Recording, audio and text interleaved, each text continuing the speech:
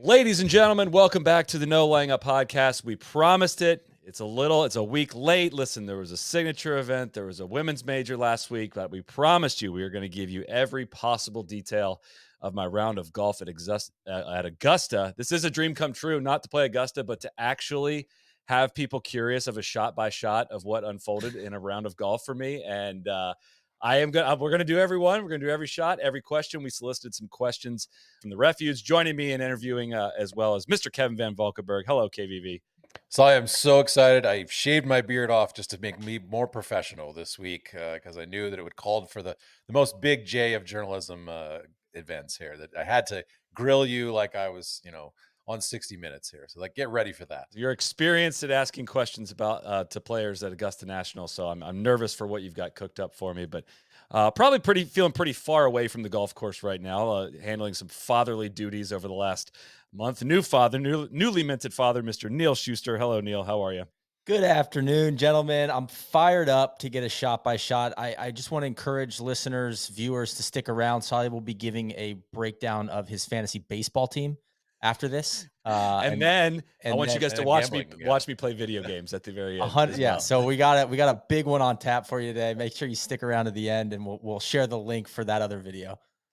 A bit of housekeeping. If you are a new listener to this show, you can listen to it on anywhere you get your podcast as well. We have a No Laying Up podcast YouTube channel, which you can watch the video version of this if you're not doing so already. On it, we'll have a few graphics, little Google Earth images of where some of these shots went. It's very lo-fi, but just wanted to give the viewers that are watching it on the YouTube a little something to look at as well. You can subscribe to that there. We've got a No Laying Up YouTube channel where our golf videos go. And then, of course, you can subscribe to anywhere you would get this podcast. We are also proud to say that season 9 of Torah Sauce is presented by our longtime partners at Precision Pro Golf. Episode 2 is premiering Wednesday night at 9 p.m. Eastern time on the No Laying Up YouTube channel. This is our travel series where we are filming. We filmed this past year in Australia, and you guys know about the variety of No Laying Up designs Precision Pro offers on the NX10 rangefinder. They're adding another one to the mix to commemorate Torah Sauce season 9. It's an awesome design with a nod to Australia. It features the Wayward Golfer logo on a background inspired by a jar of Vegemite. The NX10 is fast, accurate, and reliable rangefinder with all the features you would expect and the added touch of an NLU design. And if you have an older Precision Pro model like the NX7 or NX9, don't forget about they have a trade-up program. Returning customers get 30% off a new rangefinder purchase when upgrading to the latest and greatest that Precision Pro has to offer. They keep getting better. It's a fantastic product. You can use code NLU at precisionprogolf.com to get $20 off your NX10 rangefinder. Support the brands that make content like Torah Sauce possible by going to precisionprogolf.com, shopping for your next rangefinder today. And once again, use code NLU to get $20 off. Soly, are we ready to begin? I think we're ready to begin. I have spent the better part of a week now. Brendan Porath texted me yesterday and just shot me a message somewhere around 11 o'clock yesterday. It's like, we were on the range a week ago at Augusta National. It has taken me quite some time to kind of put my thoughts down, try to organize it, try to come up with an overall message and takeaway from the day that was. But I'm ready to dump whatever you guys want to hear. So cute. Whenever anyone asks me if I've played Augusta, I'll just be like, no, but I've interviewed a guy who's played Augusta. So let me tell you all about that. All right. Before we begin this, let's kind of talk through the process of how this came to be. So did the Masters just give you a spot in their Monday outing just because you're like a swell guy? How did this come about? That's what a lot of people, including TC, will lead you to believe. So for those lottery. that are not familiar, YouTube watchers will see me in air quotes saying lottery. Not a lot of people are believing it's a true lottery. There might be some frozen ping pong balls at Augusta National. That is the common criticism that they face. It was for those that aren't familiar, if you are a media member, press member covering the Masters, you can enter their lottery system to play the course on Monday. I think 28 people won it this year, or there's 28 spots available for it. If you have won before, you cannot enter it again for 7 years. I heard a lot of stories of first-time winners that get it. I've heard stories of guys that have applied many times and not gotten it. Do you know any guys like that? I did. One of those is Kevin Van Valkenburg. This was his 5th time applying for it as well. 5-time player of the week. 5-time. He's not some walk-on scrub, Soly. He's kid's a star. I'm gonna have Brooks flash me at the PJ. Kev, how many times have you tried to be in the lottery? How many media members do you think there are? My guess would be probably 300 or so. And then so you eliminate some people who don't play golf, period, or just have no interest in doing it anyway. Some people who have quote unquote ethical concerns, which I don't want to dismiss entirely. Like I do feel like some people who I have a couple friends who are like, yeah, I just don't want to be like begging the club for any kind of thing, whatever. Personally, I'm not. I'm like, yeah, man, it's just a round of golf. Like I'm ready to play. But I think when you think about it, like in the larger context of if you put this up for auction, right? If you said like, hey, there's 20 rounds at Augusta up for auction tomorrow, the bidding would probably go really high. It might even get into like the six figures. You'd see a lot of billionaires who'd be like, I really want to play there, and I'm going to just throw as much money down. So it is a privilege in that sense. And to be totally honest, like I entered it with zero expectations. This was my first year covering the Masters. So I know I run good. Look, I know I'm extremely aware of how good I run. I did not think it's been an incredible start to the year for me. Got to experience a lot of great things. My wife and I welcomed our first child into this world 8 months ago. It kind of felt like, all right, I've rolled the dice a lot of times and I keep landing on Boardwalk. Like we've played 28 straight games and I keep getting the best properties. It just doesn't feel like it's going to hit a 29th time. And I was not planning on, I wasn't heavily invested in winning this year. And I was eating a hot dog on Friday afternoon. They announced that there was going to be winners and a bunch of people scurried down to the bottom of the stairs to see if the names that are going up there. And you can believe me or not, but I was rooting for the name Kevin Van Valkenburg to come up there because I was honestly anticipating, if I did get it, I was anticipating the feeling that I did have, which was guilt. Like when I saw my name up there, it was like, man, there's people that have applied to this for a lot of years. There's people that don't run as good as I've run, and I just won this on the first try. Like I wasn't overwhelmed with joy in that moment. It was just like, oh my God, like what a freaking amazing bounce. And it honestly, like, we can talk about some of this, but I honestly like lost track of the dream of playing Augusta over the years for a variety of reasons, which we can get into. But it wasn't like my week hinged on getting to play it or not on Monday. Like it was such a busy week. We had so many shows. I'm running around all over the place. And it was just genuine shock when I saw my name up there, and it was like, holy crap, I'm going to be playing Augusta on Monday.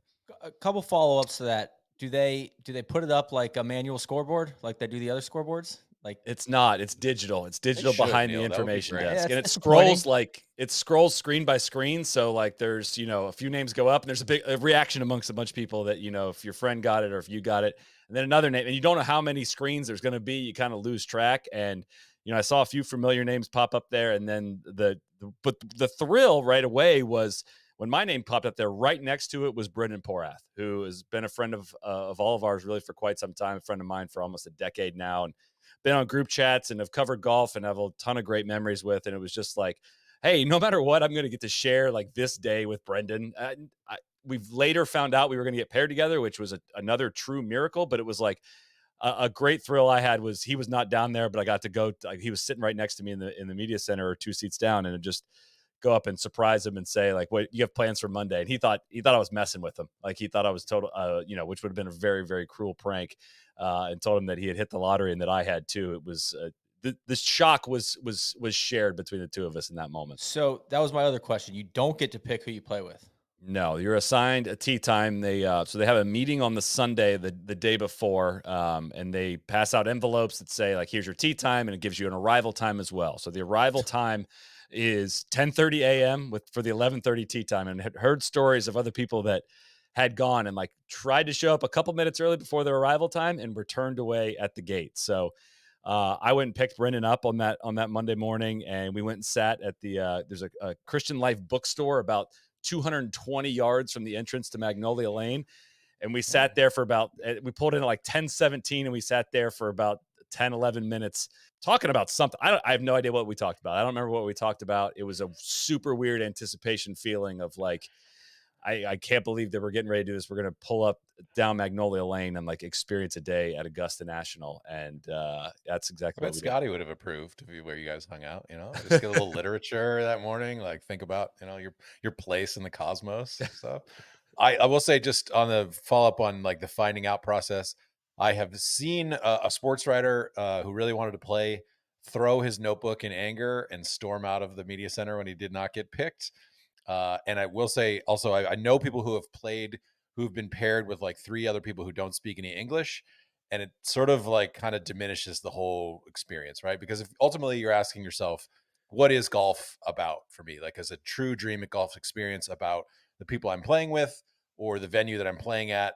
And I think the right answer is probably like it's a sweet spot between the two. But if you go to one extreme where you're like, oh, I'm playing a real shithole with like my friends, I can still probably have a better time in some ways than playing like an elite course with like 3 people who I can't even talk to. And I just feel like I'm not even part of that experience. So. Totally, and it was super additive to play with Brendan. We play. The other guys that were in our group were a gentleman from a local newspaper in Columbia, South Carolina, and then a gentleman that worked for Bloomberg in Atlanta. I did not know them prior to this, and got to know them. We had a great time with them. But with Brett, I have a history with Brendan. I could turn to him in walking down the 11th fairway and just be like, "Are we seriously Are we doing this right now? Like, is this?" I remember when we were recording podcasts into my cell phone, like I was resting on my knee after the 2016 Ryder Cup. Like, there's just so much added context of like getting to share it with somebody who, like, it added because he was so excited about it, which made me more excited about it, which brought more out of him, and it just like kept building on top of it. And that was just another incredible surprise of the day. And the only thing I'll think back on is like, I've caught myself in the past. I've never covered it again, the Masters in person. I've caught myself in the past when people have won the lottery, like a tinge of just jealousy, and I don't want to say anger on it, but it's just like a tinge of that jealousy. And I've like smacked myself of like, why in the world, for people that like you know and respect, why would you not like be over the moon for them, excited for them, like to play? And I immediately, when Porter won it, like in 2017, I think it was, there was like 1% of like jealousy. And then it was like, no, this is freaking incredible. Like, you can't be mad at someone or like, it's a bad way to go through life, like jealous of somebody that's gotten this opportunity. And Andy's name popped up last year and it was like, dude, that's freaking awesome. Like, be excited for these people. But that has been something like I had to like be conscious of in the past as well. And although I'm sure there's plenty of people out there that were ready to punch me with my name. For the record, the last 3 rounds that Soly has played are St. Andrews in reverse, St. Andrews, and then Augusta National. To which I said, what are you, Bobby fucking Jones? Like, come on. And like, I got a kid pissing and shitting all over me at home. I'm like, yeah, that's cool, man. That was waiting for me when I got home too, Neil. There was a lot of life waiting for me when I got home. So I will say, I'd be remiss if I didn't say the prosecution does not like the pairings for the lottery here. Comfy pairings. I'm It's guessing like there's a thumb on the scale. I wouldn't be surprised if with the pairings there is a thumb on the scale, but by all accounts there was there is a true reach into something. And the account that I heard was from somebody that we know that is doing the polling was like, the immediate reaction when they saw my name was like, oh God, everyone's going to think this was rigged.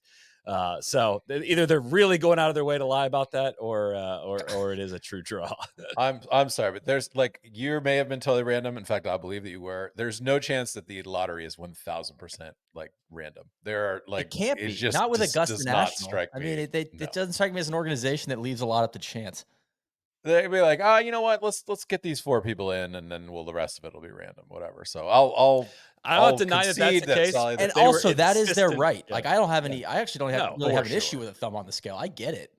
The other option could be no one gets to play the whole course. Exactly. And then also, just so we're clear, if it rains on Monday, they basically just cancel the outing, and you don't get to like, oh, I'll just save this for next year. You just go back into the pool, and you don't get it. So another 7 years. No, you got to wait for 7 years. That's your pick. That's what I've heard was. That is, I think it's if you don't get to play that you actually just go back into the pool. You can just get picked again the following year, but you don't actually have to wait 7 years if you don't get to play. It's like once you step on the property, it's like, hey, there's no rain checks. Like once you're here, but if you don't actually get to go, then you're good to go. All right, so like, when was the first time you consciously can remember thinking, man, I'd like to play Augusta someday? I mean, it had to be sometime in the late 90s, early 2000s, like when I really started to get into golf. I think I can first remember watching the Masters in 1996, like huddled around the TV in the kitchen watching. Like, we were all rooting really hard for Greg Norman, and the Faldo thing, of course, happened, and the Norman thing happened on that day. But I remember my whole family just look at all the places life has brought you, really pulling for Norman. And from there, like all this kind of builds up into realizing what it was going to be like to play Augusta. And I'll get into some of like kind of losing track of that aspiration throughout the course of the years. But it is like the only place that is going to have the layers of context that we're getting ready to talk about, the layers of memories and the layers of like shaping my golf fandom. Like this tournament has had a huge impact on that. I've learned a lot of that from like reading the book several years ago, Making of the Masters, of like learning what it's like to have the branding around this event and the television product and what it has become to this thing that like means so much to so many people. Like for so many people, it is a dream to set foot on this property to attend one practice round day, right? Like, and it took until 2016 for my dad's dad to ever go on the property for the first time and go to the par 3 contest, get an epic photo of Gary Player making a hole in one on that day, running around, like getting lost from my dad and my uncle in that day. And like, somehow finding their way back together without their phones. It's the only place where my grandfather followed Jack Nicklaus on the back nine in 1986 and was there as part of all of those memories. Is the only place that like I sprained my ankle when I jumped up in the air when Tiger Woods chipped in when I was in the dorm in 2005. You sprained your ankle doing everything. I get hurt a lot, dude. It's really, really bad. There's all of these layers of like, I played this course in the video games and it hit me way too late in this, that like, this is a one of one experience. Like there's no other course or first experience at a course that's going to go into this category. The closest I could come up with was the old course, like watching so many open championships and that feeling so far away and like walking onto that tee for the first time. But the difference between that is like, that is an open public golf course. Like this is something that fell into my lap the day after the Masters, Sunday pins with ideal course conditions. I mean, it was one of the best course conditions we've ever seen for the Masters. And I got to be there in person for all week of that and then roll on there and play it on that Monday. It was an overwhelming feeling. Eventually it hit me later than it should have. And I'm glad because I stayed busy obviously through the weekend and it just snuck up on me Monday, how much this was going to like hit me and how crazy cool this experience was going to be. Well, there's one thing I'd add there to the first point you were making, Soly. I was thinking about this year with Augusta or with the Masters, and it feels like there's not a lot of, and maybe this is just like a Twitter take, but like almost like every tradition and thing in society, like now has somebody that's like shits on it. And I feel like the Masters and the Super Bowl are like the last bastions, like maybe in sports where it's like even like the MLB, oh, baseball's boring, or like the NBA playoff, they're too woke or whatever. It's like the Super Bowl, like with warts and all, like the Super Bowl has its problems. You could probably criticize Augusta National and the Masters for some stuff, but like if you do like a Twitter search for any other topic, you'd find like a bunch of people just being like, this fucking sucks. Like you're a loser for liking this. And it's like the one thing that like even non-golf fans are like, oh, it's the Masters week. Like this is awesome. And I'm almost like waiting for the year that's not the case. And this year is not that year. And I think that's just worth pointing out, which then makes you want to go and see why in person. And then, the next step of that is to play. And the place is like a theme park. I've heard the Disney World comparison for a long time, and it really hit me. But it's kind of more like Jurassic Park, in that it's a just freakishly manicured place. Like it is the holy fucking shit! It's a dinosaur.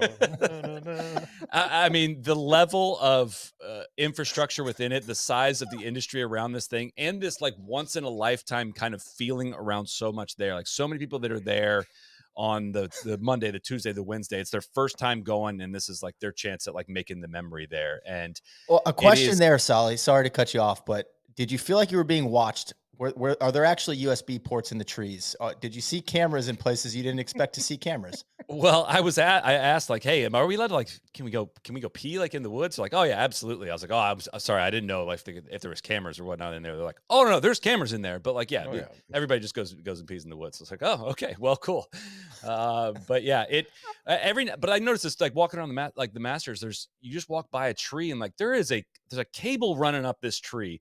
And I don't know why. I don't see a light up there. I don't see what the purpose of this cable is, but there's something going on in all this. And it is a little bit, it's too much. It's incredibly over the top, but that's a big thing of what people love about it. The mystique around this whole thing is a part of the branding. I would love to, I'm sure there's been tons of it done. Like I'd love to like read like just a branding like case study of this tournament. Like the line for the merchandise that doesn't just come because the logo looks cool. Like it comes with an entire experience and like a strategy to how they do absolutely everything, which there's plenty you can critique about all of that. Yeah. And like, that's part of where I again, like kind of lost track of how cool it would be to play this. Was like, the more we've explored golf and explored different cultures and explored different types of golf courses, the less the manicured and manufactured part of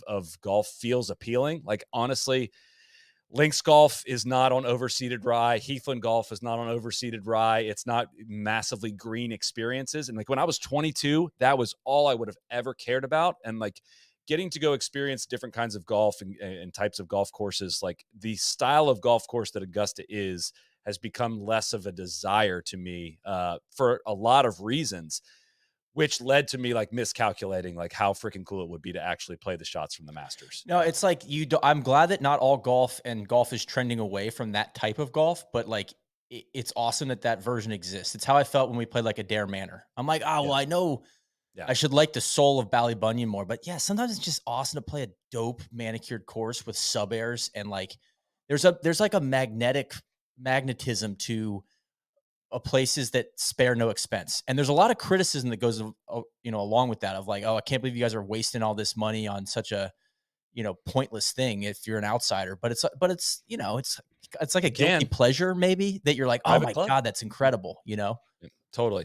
And that's where like I underestimated again how fun the golf shots would be. Like all the things that I love about a golf shot, the challenge of like, hey, if you execute this properly, you got a great chance at birdie. And if you miss by just a little bit, you can easily make a par if you hit it right here. But if you want the birdie, you're gonna have to play it like this. And if you miss it, you're probably making bogey. That happened so many times over the course of just 18 holes, even from the members tees, that I was like, when I walked off 18, the overarching feeling was like, I want to go do that 15 more times. Not one, not two, not five. I want to play to that pin. I want to play to that pin. I want to experience that shot. Can't believe I wasted my shot on that one. It was, I didn't walk off Pine Valley with that feeling, of saying like, I want to go do that 15 more times and unlock this puzzle. But Augusta brought out like all of the mind stuff that activates my brain about golf. Part of like the main reason I love golf. All that puzzle solving was on 150% when I walked off the 18th green, which I just wasn't really expecting. Pine Valley members, take note. Yeah. And good luck in 2031 for when you get to tee it up again at Augusta. Yeah.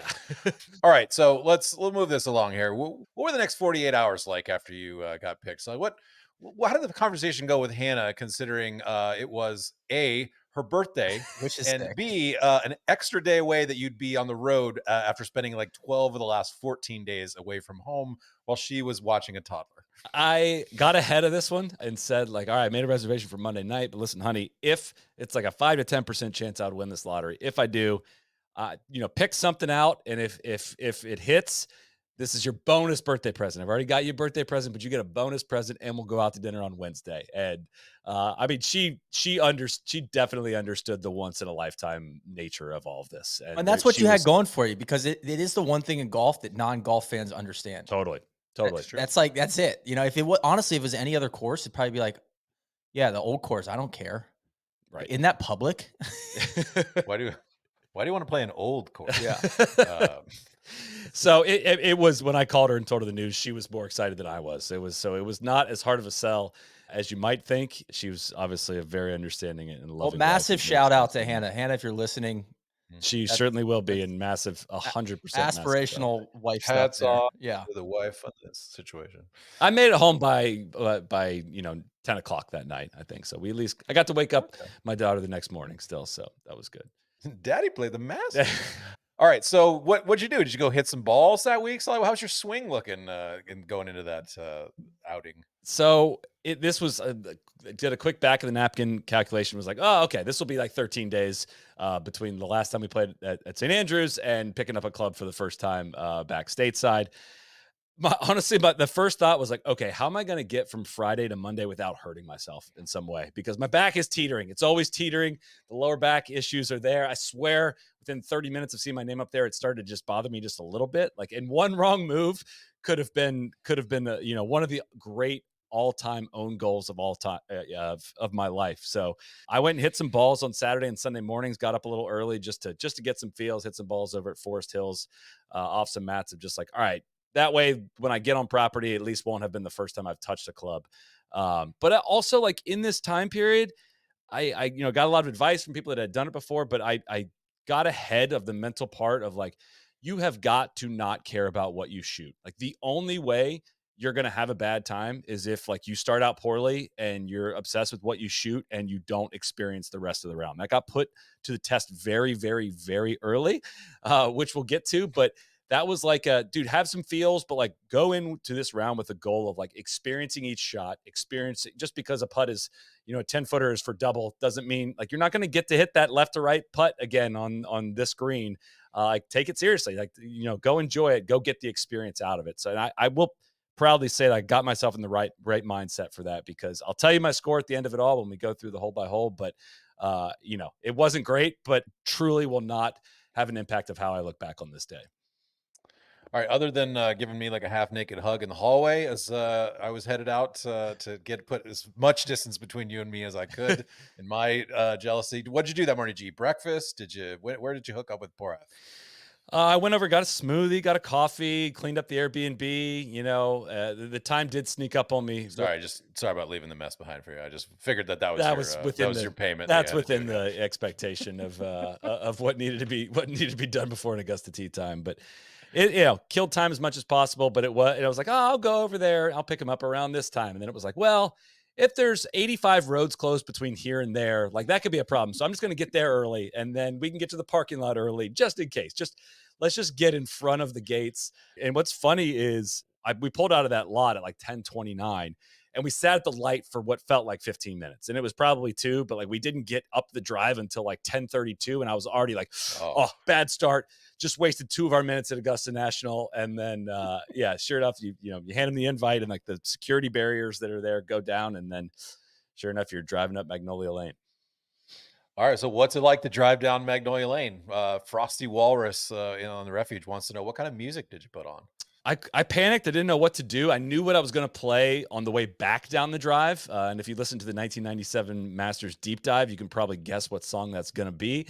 I didn't know what to do other than like, when it kind of set in on Friday, I just texted my dad and was just like, hey, I'm thinking of you today. And like, just want to say thank you for like bringing me into golf. And I just am afforded like an incredible opportunity next week. And like, that's where my mind went today. And it was like, thought about, again, my grandfather, and he grew up in West Virginia. My whole family grew up in West Virginia. And I was just thinking about my family at that time. I had to do it, put on John Denver Country Roads for the drive up Magnolia Lane. And probably was playing a little louder than I should have been, probably going faster than I should have been. But again, I wanted to get to the range, wanted to get to the shop. I wanted to get moving, and pulled up, valeted the car, clubs went out to the range. And then it was, you kind of got to get shoes changed. If you want to do shopping in the Augusta Pro Shop that has the Augusta National gear, not the Masters gear, you got to do that then, and then out to the range and hit some putts and ready to go. That the time can go really, really quickly in that time period. Whose locker did you get assigned in the Champions locker room? I got Craig Stadler and Craig Wood. That was our whole foursome. Got that one. So. How about that? Frosty Walrus getting over Walrus's locker. That's good stuff. I feel like Craig Sadler's kind of like my spiritual, avatar for the world of golf. So big fellas with facial hair. So I like that. Got changed. At this point, I should probably take a break and give a shout out to our friends at Rhoback. Rhoback Activewear. Rhoback. Best fit, best feel. It is spring. There's nothing better for the season than Rhoback. They've been pumping out new designs left and right. They're incredible. Beyond just golf, they got bathing suits now, which we'll be using, to go from a hot day on the course straight to the pool. I don't know if you can go straight from the course in a bathing suit to the pool, but quick change and you can go. Maybe you can. I have not seen the bathing suits. That's what I used to do as a kid, man. Yeah, that was like my summer. Can't do that at Augusta. I will say that. The performance polos are moisture wicking. They got great stretch. The collar is crisp. It doesn't lose its shape. They fit way better than those old boxy polos. Simply to put, they're the best designs paired with the best feeling polos. You know about the performance hoodies. I got one on right now. Neil's got one on right now. Legit the only hoodies we wear. Our favorite hoodies to wear. The fabric is soft. We cannot take them off. Wear them on the course or just in everyday life as well. They are that good. And the performance Q-zips are soft, versatile, comfortable. They keep your swing feeling fresh. They keep you feeling fresh. They make a great transition from the course to off it. They are the ideal secondary layer. If you haven't already, time to load up on some Rhoback both for yourself and for others. Code NLU at Rhoback.com for generous 20% off your first order through the end of this week. That's RHOBACK.com. 20% off bottoms, Q-zips, hoodies, and more with code NLU. Spring golf is not the same without Rhoback. So I just want to point out that all the way up through, I think, about the Hootie Johnson era, unless you were like Dan Jenkins and like Ben Hogan could bring you there all the time, sports media was not allowed to hit balls either on the tournament range or the members range. They had to go off the 10th tee, and they got themselves a little box lunch, basically, to carry with them. So I think you can thank Chairman Billy Payne for your much warmer experience. He was sneaky, one of the more progressive chairman at Augusta National, and said, like, no, we're going to treat the media like they are actual members. So I say that as a prelude to say, what was it like to hit balls on the tournament range, which even members are not allowed to do? It was pretty surreal. Again, it's one of those things where like you've got, maybe 50 minutes once you get parked and changed of like, how are you? It's kind of like a shopping spree in some way. If somebody said you can go into this electronics store and you got this much time, get as much in as you can.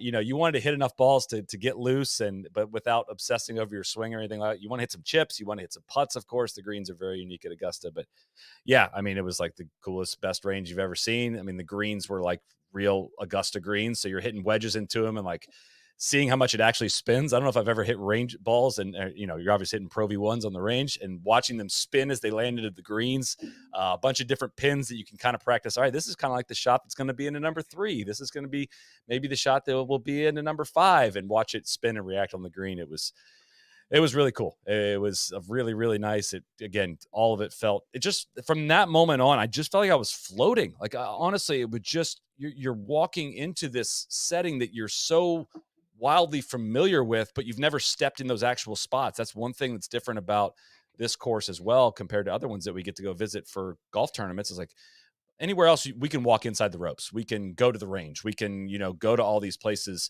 And Augusta, like a bunch of the spots you end up standing in the fairway, like I've never stood in this spot and never will. And it just all looks so different. So when you're there, and Jose Maria Olazabal was for some reason standing where you pick up your range balls and grab a water, and you're just like, yeah, I'm here to I'm here to play Augusta. Of course, this is where I'm supposed to be today. Do you get assigned a caddy? Did you think at all about texting Bones and saying like, hey, man, are you free Monday? Is there any way you could come along here and do a loop? I could pay you the regular rate. Assigned a caddy. He was waiting for me at the range. I had a younger guy out there, and Porath had gotten a recommendation from a member to take his specific member caddy. But I had one randomly assigned, and I didn't think to ask Bones. I'm sure he would have loved to have been out there with me. That would have been sick. All right. So now we have arrived. What was the feeling like as you walked to the first tee? Did you think about like when Rory hit one out on Washington Road in 2018 for his opening tee shot, his nervy opening tee shot? So it was like, not being dramatic, like in that walk, we kind of got a shuttle over to this little breezeway where you go kind of past the golf shop and past the clubhouse, and you walk out there. In that walk, it was like, that's when it got real, because that was the first time crossing over from, the side of the clubhouse onto the golf course. The paths are worn out from where the patrons have been walking. The leaderboards are still up, but all the names are stripped out. All the ropes are gone. And, there's a few people from Augusta that are there waiting on that first tee to send you off, and a photographer. And it was like, again, the excitement of the group and everything was like kind of talking to each other like, holy shit, here we go. And like, looking back on it, and I got approval on this one to say this before I do say it, like the only feeling that I can compare that to was like anticipation wise was like waiting for my wife to walk down the aisle, like at our wedding. It was like this is only gonna happen once. Like this is it. Like, how do you slow down time? How do you take like photographic memories of this? How do you capture this moment? Like, you could take a camera out there, you can take photos, you can't post them or share them anywhere, but like, it was not even, I have some photos from the day, but I don't like even care about them because I was just trying as best I could to just etch all of the details into my memory as tightly and as closely as I possibly could and just like cherish it. But it was like, holy shit, dude, this is your only time playing Augusta for the first time. This is a round you've waited for your whole life. You wanted it really, really badly when you were 22, but like it wouldn't have hit the way that it's about to hit. Like you wouldn't have the appreciation for it. You wouldn't, back then you just wanted to tell everyone about how you played Augusta. Listen, I'm going to probably talk about it for 2 hours, telling everyone about it. But like, I'd be fine if nobody ever asked me about it, and I never had to, never needed to talk about it, just because it was like a very cool, just personal experience to have. 4, please. Now on the tee, Chris Solomon. What was your first swing like? I thought I'd be really nervous, and I got some great advice. I will say from one trusted Hardy journalist, Kevin Van Valkenburg, which was to say, like, you can't treat this like you can't treat every shot like it's your only chance you're ever going to have to play Augusta. Like, it might be. You very well need to be aware that this is in all likelihood the only chance you're going to get. But if you do that on every shot, like, you're going to strangle the club and you're going to freak out and you're going to miss out on some of the experience. So I was weirdly not nervous. I have lots of great advice, by the way, for someone who's never played, of course, just having talked to a number of people. But that was really good advice. But I wasn't as nervous as I thought I'd be. So for those that don't know, you do play the member tees. Everyone's assigned the member tees, and there are definitely a variety of skills of players that are out there on this day. And it's not a very formal round of golf. It's not like, they're not passing out scorecards. There's no competition. There's any of this. It's like, dude, go enjoy your day. Go have fun. Closer to like a hit and giggle than it is like something that's really, really formal. So I did not hit 18 cups for a variety of reasons. God, that's so disappointing. Wow. Listen, hope Randy's not listening. You have to let me get through some details of this, and you got to give me some leeway here, and that some things that are outside of my control preventing that at times. Okay, but that's still disappointing. I understand. All right. We'll wait till Be the that end as of it may, judgment. there is a pace of play expectation, and in regard to the day. That's sure. Well, that's true here as well. So 40 minutes in, we are now about to begin. Yes. Your first drive, where does it end up? So again, this is the part where we have a few graphics here to show here. But again, from the member tee, which the member tees at Augusta are, I'm looking at the card right now, 63.65 compared to 75.55 from the tournament tees. So 1,200 yard difference. It's a vast difference. So sick. I don't think, and there's nothing in between. There's no option in between for anyone that ever plays it. So I'm certainly in the small. Do you go all the way back to the back of the member tees, or you just have to tee up right from it? Just tee up where they're telling you to tee up from was kind of my method. I would love it if there was a 6,900 yard option. There's a lot of, there's obviously the highest ranked tournament or whatever you want to call it, one of the most prestigious tournaments, and a lot of member play. There's not a lot in between, right, for about my level of play. Back tees would be too long for me. Wouldn't be that fun. Member tees are a bit short at a lot of spots. We can talk about that. But if this was any other hole, I probably wouldn't have hit driver, but I wanted the biggest club head for the first tee, of course. Had massive flashbacks to how Tiger started so many Masters with a ball that was supposed to cut. Couldn't get my fade. And hit one directly into the left trees, kind of near that bunker. 1 yard right. Just couldn't get bending. And look, and when I got up there, I was like, man, that was not the biggest landing area for driver. I don't know if I would have done that all over again. So we're a little behind the 8 ball, but I got a little gap. I can get one to the front right part of the green if I really hook like a 7-iron from 130 yards, but I kind of chunked it, but it was fine. It got out to the middle of the fairway. I had about 86 yards in from the middle of the fairway to a back left pin that had 4 yards behind it. And the first hole is one of those greens that you walk around and see. And like when you're watching the tournament, you're like, dude, this can get out of hand really quickly. Like, I don't know how to execute these shots, the mounds, the contouring. Everyone knows about the elevation change at Augusta and how it looks, it's different on TV, but getting close to the internal contours, the small contours around the green, it gets really visually intimidating very quickly. So I knew on this wedge, I was like, dude, long is going to be a lot of trouble for you. Like, let's hit this 58 degree, flight it down. Wind was a little bit in. And I hit a really solid 58 degree towards that back left pin that was like, that is all I can do. That's all I want to get out of it. It's not going long. It's going to land on that upper tier. We're going to be fine. Greens have been really firm the whole tournament. And, we watch balls bound and, haven't watched a whole lot skidding and sucking back. And I must have clipped this ball absolutely perfect because it landed back left, ripped off the back left, down the tier in the middle of the green, down the front of the green, off the front of the green. It rolled for probably 30 seconds. Sick. So immediately my reaction is, okay, media day, they have watered the greens. The greens are soft. Like, it is not the tournament that we just saw. So I get up to this chip. I'm now chipping my fourth shot with a 54 degree, hit a little skitter, that I'm expecting to go into the soft green. Nope, they weren't that firm. I must have just hit the perfect spin on that first shot. It skids all the way over the green, goes down a slope. Now I'm chipping from long up a contour to a short-sided pin with my fifth shot. Heart racing at this point? A little bit. Like, there's balls flying. There's ping pong and balls flying all over the place. It already feels like a little bit rushed. Hit a 58 degree, didn't clip it very good. It rolls 25 feet by. Now I got a 25-footer back up the hill for double on the opening hole. Things are moving very quickly. It did not go in. I triple the first hole, and my theory of like, all right, how are you? Don't let a bad start like ruin the rest of your round was put to the test very, very early. 7 on the first. Everyone's going to hear about that. Hey, freed up. You're freed up, man. When do you want to Honestly, make triple, Soly? What do we always say? Let's do We it need the on one. IBF voiceover at this point. It's a difficult game, and it breaks everyone eventually. Your heart pours out for him. So yeah, it was that was a tough start, but honestly, that's as fast as a triple bogey has ever just left my system. It just didn't matter. Got up to the second tee, and again. Oh wait, we're gonna pause just here for a second. I want to, just as a history lesson, Neil, I wanted to quiz you as part of this. What would you think of as like being some of the most famous moments on the first green? Does any that come to mind? It has to be Ernie Els, right? Yeah. I mean, that's probably the only one I've got, because I think this one is similar to 17, my favorite, Stinky Nandina, of like the broadcast doesn't do it as much justice as severe as the green is. But I think that Els sequence 6-putt was a good indicator. I guess Rahm 4-putting in 2023 also is something that comes to mind.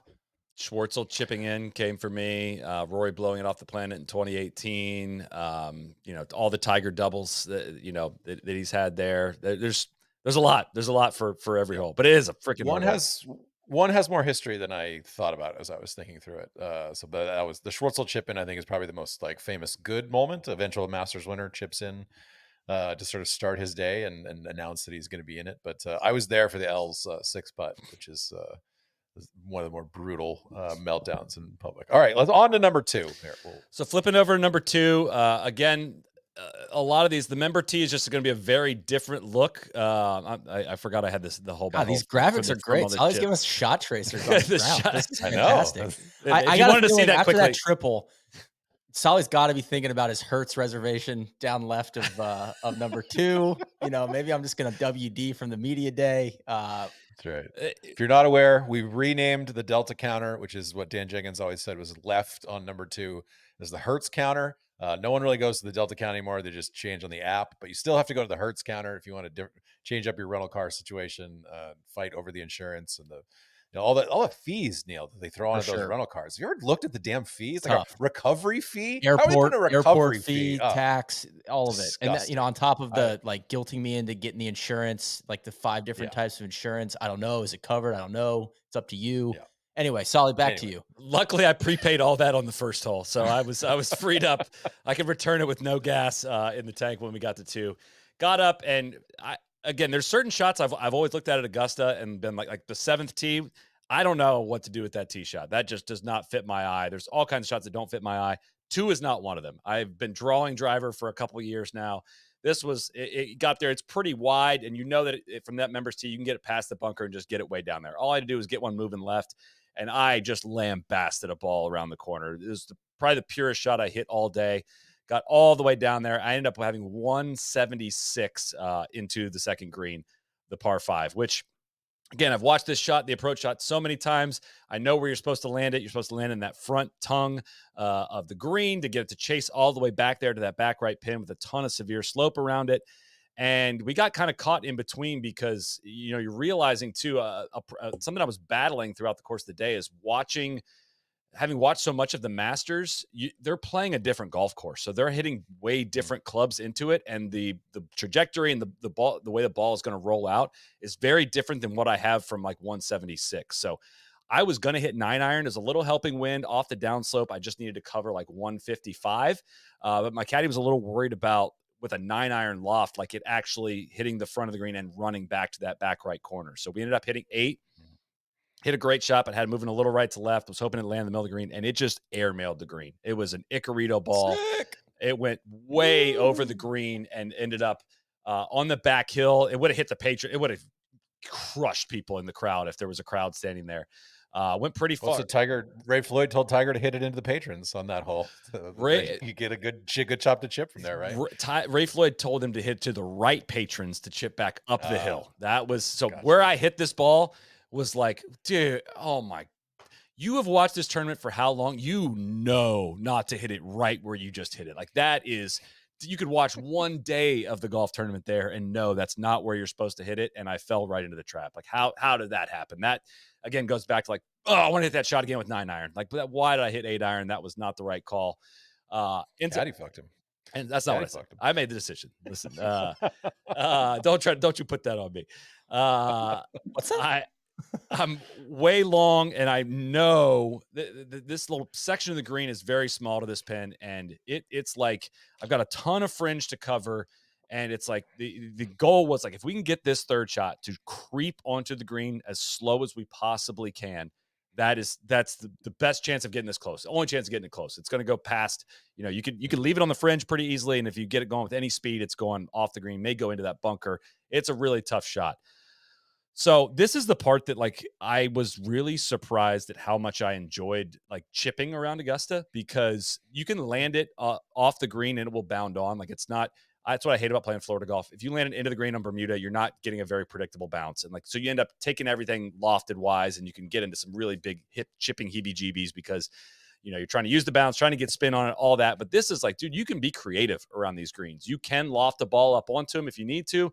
Or if you need to go down to a 46 degree, which is what I did, and find the right spot to land it. If you land on a downslope or an upslope, it's going to behave differently. And this is where it was like, all right, now I'm seeing where I want this ball to finish on the fringe. Now I'm seeing where I need to land it to do that. I need this to land in the hollow, kind of where the patron hill slopes down into where it hollows before it goes back up around the greens. And that's, even having watched a lot of this tournament, I didn't have the appreciation for how the fringe plays into the greens. Like, almost sandbelt courses have bunkers that cut into them, but a lot of the holes at Augusta have fringes that kind of cut into the greens that drive a ton of decision-making, right? It drives a lot of that barrier between birdie and bogey with the approach shots, and it makes your shots from around the green that much more interesting. It's chipping off short grass is an emphasized skill at Augusta, and it was like, oh, so this is what they're talking about right here, because this is a really hard chip. God, there's probably so many spots where you have to balance, like, I'm probably only playing one time in my life, so I want to hit, I want to chip it, I want to hit the shot, but like, man, I should probably putt this. Well, and that's like another a little thing bit though. Bryson was doing all week. Like the fairways are not tightly mowed. Like that was another takeaway as well. Like they are not like they're pure, but it's closer to like a very semi rough than it is like a pristine bent grass fairway, if that makes any sense. So it does. You're not incentivized to putt a lot of them, right? And I've always watched that and been like, why? Guys don't putt a lot in the Masters either, and I can understand more of that having seen it. So I grabbed this 46 degree, and I hit. And again, going back to how much how much reverence I have for this tournament. I've watched the 1997 highlight film from Tiger's win so many times, and Chris Schenkel is the narrator of those things, and I can read him back. I can read the lines back to when they go through Tiger's round, and this happened on the 8th hole. Tiger misses one way left, but he hits this pitch that goes into the hill, sprinkles up there, and goes to 5 feet. And he says this line that says, Ben Crenshaw said you could hit a bucket of balls and not hit one that close. And when the ball landed at the hollow of the fringe and rolled up onto the fringe and onto the green, I literally was like replaying that in my mind. It was like, that is the bucket of balls shot. You give me a bucket of balls, I will not have a ball roll onto the green at the speed that it did. And like the group's kind of scattered. Everyone's kind of playing up, and the ball gets on the green. It's rolling so slow, and the caddies start getting hyped. They're like, oh, shit. Oh, here we go. Because it's rolling and rolling and rolling. It rolls for 12 seconds. It felt like 45 seconds, but it just barely gets over the hill. Rolling. They're getting hyped. They're screaming for so long that other groups are starting to like watch and like root this ball on. Going. It is in the center of the hole. I took my 46 degree wedge. I walked it in. walked it in towards the hole, lipped out on the low left side. Like at a crawling pace. It was just like oh my God, I could not ever do that ever again. Finished 12 inches from the hole. Did go up and tap that one in to make sure I hit cups. And felt good to walk off the second green knowing I was not going to get blanked at God, the Augusta. 7-3 start would have been pretty solid. But we'll take birdie. We're on the board. Take it. All right, quick history lesson here. Neil, how many times would you say the Tiger has made eagle at number 2, Augusta? Oh man, I feel like he's had I don't know. I don't even have a guess. Maybe I'm gonna say 5. Can I guess 0? I'm gonna guess 0. So you are correct. Yeah. The answer is 0. He has played the second hole 100 times in his career and has never made eagle. So that is all the more reason why I wish you had made that chip, because you could sort of walk around and stunt on the cat with my 176. I was going to say I don't have a lot of memories of Tiger on 2 compared to the other par 5s. The memory that does stick out to me is it the Mattress King with the albatross? Yes. Oosthuizen? Yeah, that was. I remember that shot like it was yesterday. Truly the most memorable, I think, shot on that hole, the albatross. All right, Soly, on to 3. On to 3. We're only 2 over at this point. We're 2 over. We're like, all right, who cares? We got that, a lot of scoring opportunities ahead. Wind is kind of in off the left on this one, and I wish I could have this shot over just because we didn't really go through a process. I'm not saying we weren't like behind pace already, but it was, I was handed, I forget if I hit 4 or 5 iron, I forget what it was. And I didn't feel comfortable over it because he didn't want me to hit driver because of where the pin was, which I did not disagree with. Like if I ended up with like that 65-yard shot to that front left pin with the greens as firm as they were, it was going to be a really challenging shot. And with the wind coming in, I don't think I could have got it up close to the green to be able to like kind of bump one up into the hill like a lot of the guys, the Masters players were doing. So I ended up with the yardage from the member tees? Like it is 340 on 3. You're only up 10 yards. So it's not that much shorter. And I think I hit either 4 or 5 iron, and he told me it could not reach the left bunkers, but I didn't trust it. Like he put the right club in my hand, but I just didn't trust it. And I bailed way right, and I hit this, which is like the dumbest feeling, hitting like 4 iron straight into the trees when you're trying to like lay up. And it was a really bad shot. Feeling well. It was a very, very tough feeling. Got up there, and I'm in this pine straw, and I've got 115 flag, but I've got like this weird gap that would maybe with a draw put me on the right side of the green. So, but it's got to go up, and it's got to go through a specific window. And so I just grabbed a 46 degree, and is it 40? I have what do I have? I have 48 degree. Why do I keep saying 46? 48 degree. And I hit it so freaking flush through the window with a draw. And so then you're just like, gosh, I hope it takes the right spin, hope it takes the right bounce. And it somehow did. The graphics here do not show you much other than I hit the middle right side of the green, about 45 feet right of the pin, which was best case scenario from where I hit that. Which is probably where you're aiming if you have the 60-yard shot too. Probably too. Yeah, you're exactly right. Some guys that ended up in that spot hitting their third just had no shot at that pin, and it was just very, very, very difficult. It's awesome. It's so good. So then I had the putt like from that upper part straight down the hill, and again just kind of that appreciation of the slope and the feeling. I hit the putt a little too firm, as you might expect. It rolled about 8 feet by. I had a putt coming back that was about a ball outside of the left coming back up. Pured the putt right in the center. Save par on 3. We're very happy about that. We've righted the ship. Hell yeah. Yeah. We're doing fine. We're playing fine. And the key here is like I'm experiencing the shots, right? It was out of position on 3. It was like, how can I leave this in the best possible spot to somehow save par? Like I know short left is going to be trouble. Going long is going to be trouble. Like let's just hit the front right part of the green, see what happens, and figure it out from there.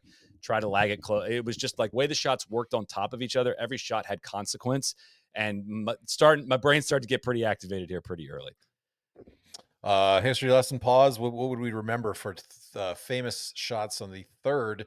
I immediately Scottie's chip in when he won the Masters the first time jumped to mind in here. And I want to note the disgraceful TIO. I still think that it's BS that the scoreboards count as those things look so permanent. The permanent scoreboards, right? Like I know I've got so many notes that they take them out when the tournament's not going on. Like I don't care. Those things are hunks of metal. Like you can't hit it there. That TIO bothers me to this day. But that's what I had too. KVV.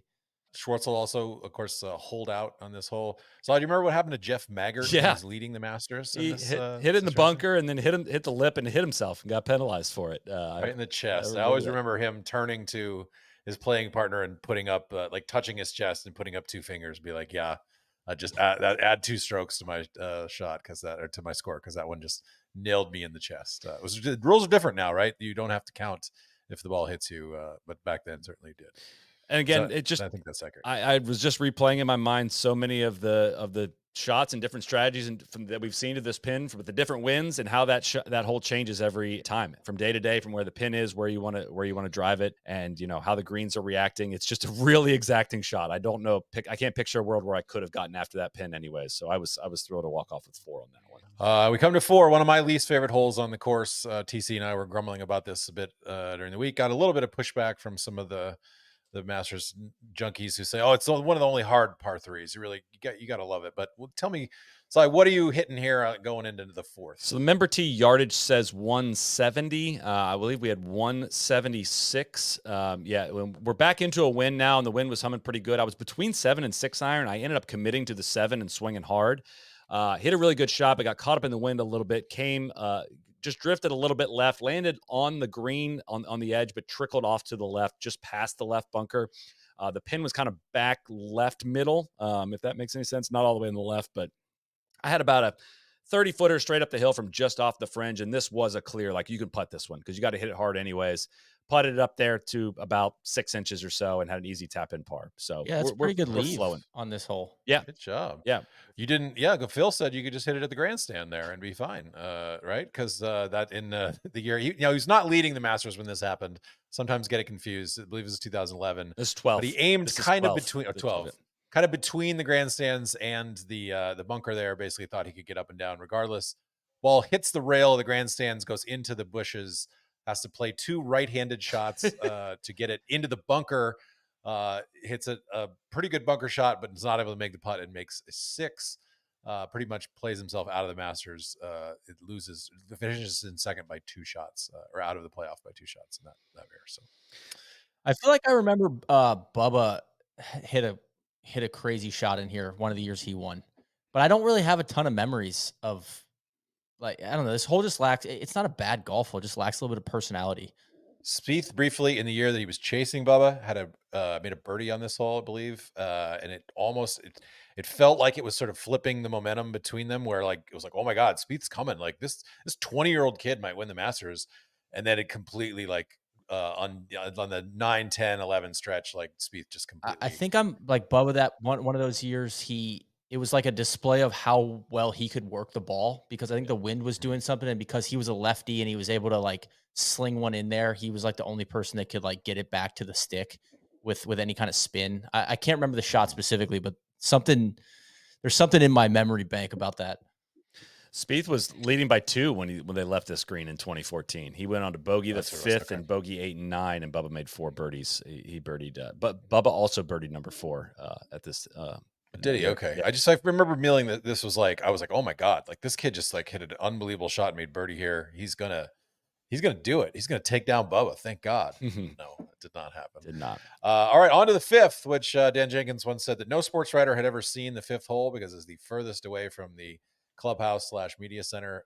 So the 5th is kind of unmemorable, but I would curious to hear, what did you hit from a much different hole from the member tees? It is a much different hole. This was a grab your driver, you're a drawer, just hit it hard up there. And it's wide. Augusta's pretty wide. This is one of the more awkward shots. Again, one that, you should, in theory, the design of the hole, like the bunker should be right where I want to hit it. Right. And that's where that the critique I would have on the member tees is just like a lot of them are just very easily carryable for a lot of different players, but just pounded driver way up there. Kind of felt like at times I was kind of wondering, like, should I just hit 6 iron here and like experience the long iron into this green? But I just didn't feel like the right way to go about the round. Yeah, you don't need to spot the course or anything. I'm sure it's going to sneak up on you. Solly, I just want to note that you're a drawer, not a painter. Might be something I use in the future. I wonder if any of the members are kind of sometimes like a little bummed out, like who are like a stick, say you're like you saw like a scratch or a plus, handicapped. who just feel like, oh, like I have this great golf course and I can't actually experience it in the true way it is because I'm not allowed to play from further back. You could make a pretty fun hybrid set out there. I think there's several holes where you can play the back tee, right? I mean, 7 would make more sense from the back tee, I think. I don't know. That'd be a fun way to do it. Maybe we can explore that in a future episode. But pounded driver down there on 5, drew it around the corner, got up there. I had 115 in or 110 in, back right pin. I want to hit this shot again. There's no reason I should have ever missed a wedge where I did. But if you landed one just right of this pin, there's a slope in the back right part of the green that's going to take you right down to the pin.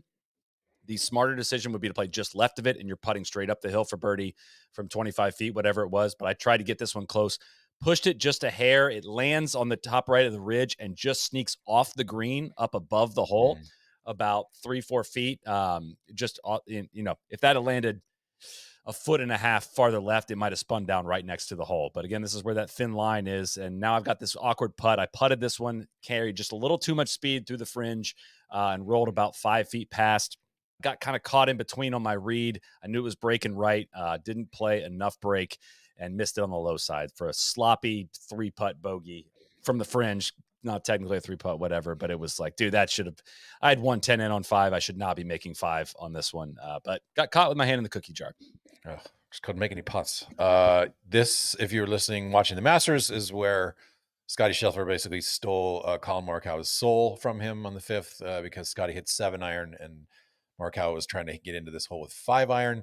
Neil, do you remember any memorable moments in the 5th over the history of time? I really don't, but it's the one hole I've been to a practice round long ago, and it always sticks out to me as I really like this hole, and that changed when I saw it in person and saw how difficult the green is being there on site. It's also like where I remember walking in as a patron through that gate. There's like a gate back there, and so Dan Jenkins in the media doesn't see that, but I think a lot of people, it's almost one of the first holes they do see when they walk on property. Well, if you get a Berkman's pass, that's right over where that is too. So. But I actually don't. Yeah, it's like I enjoy watching this hole during the tournament, but I don't have any iconic moments from it. So anything stick out for you? Just guys just struggling with it. Nothing in particular, but just watching the balance of guys trying to get after pins and ending up in that back bunker. Always felt like Rory did something dumb on this hole, approach-wise. That always sticks out to me. Tiger always felt like struggled with this hole, and some Masters runs just kind of got bogged down. I think it's 4, 5, and 6. Like, they're not the most exciting. They don't have the most personality, but it really is a place where the ball strikers separate. Totally. So the longer I watch this tournament, the more I'm like, on Sunday, I feel like Max hit such a good iron shot in here. And you're just like, it kind of shows you like, all right, we're 4, 5, 6 holes in, like who's got it today? Yep. And like, you can just like, man, that's a high level golf shot to the middle of the green. It almost takes a ton of context to appreciate it. For sure. In 1995, Jack Nicklaus made eagle here twice over the weekend. On Friday, holed out with a 5-iron from like 185 yards, and then on Sunday, holed out with a 7-iron. There's only been 4 eagles, I believe, in Masters history on this hole, and Jack Nicklaus has 2 of them in the same 1995. In the same year, yeah, in the same year. What, 55 when he did that? Probably. I believe it's 57, right? Because there 90 was 90. 86. He was 46 was when he was. Yeah, so 55. Hit him 55 at that point. That's outrageous. We are excited at No Laying Up to announce that we are sponsored by our friends at FanDuel. Whether you're playing golf or betting on it, there's nothing worse than first tee jitters, which we did not have on the first tee at Augusta. We had some jitters throughout the course of the day, but don't tell them I had jitters on the first hole. Do not print that. Do not write that.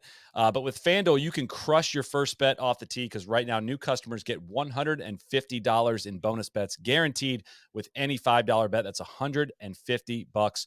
Win or lose, you can go for the green all season long with bets like longest drive, close to the pin, outright winners, and more. They got a ton of really fun markets. You can go to FanDuel.com/NLU and hit your first bet right down the middle of the fairway with FanDuel, America's #1 sportsbook. FanDuel, official betting operator of the PGA Tour. Must be 21 and older, 18 and older in DC, and present in select states. First online real money wager only. $10 first deposit required. Bonus issued as non-withdrawable bonus bets, which expires 7 days after receipt. Restrictions apply. See terms at sportsbook.fanduel.com. FanDuel is offering online sports wagering in Kansas under an agreement with Kansas Star Casino LLC. Gambling problem? Call 1-800-GAMBLER or visit fanduel.com/RG in Colorado, DC, Iowa, Kentucky, Michigan, New Jersey, North Carolina, Ohio, Pennsylvania, Illinois, Tennessee, Vermont, and Virginia.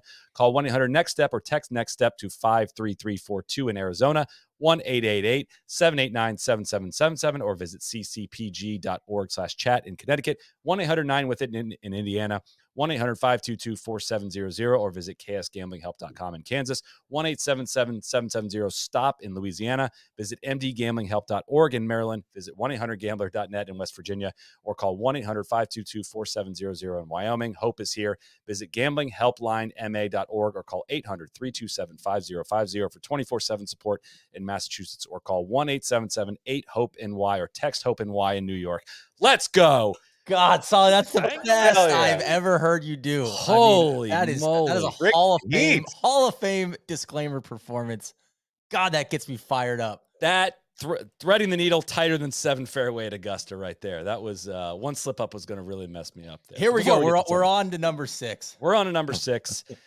This was just a cool spot and time in the round. We got a second to breathe up on this tee, and standing up on that tee, you can look down on 16 from there. You look down, again, appreciation for how much elevation change there is between that tee. The shot looks freaking impossible to that back right pin and the new area that they have down there. Our tee was up near the front of the box. It was 169 yards to that back right pin.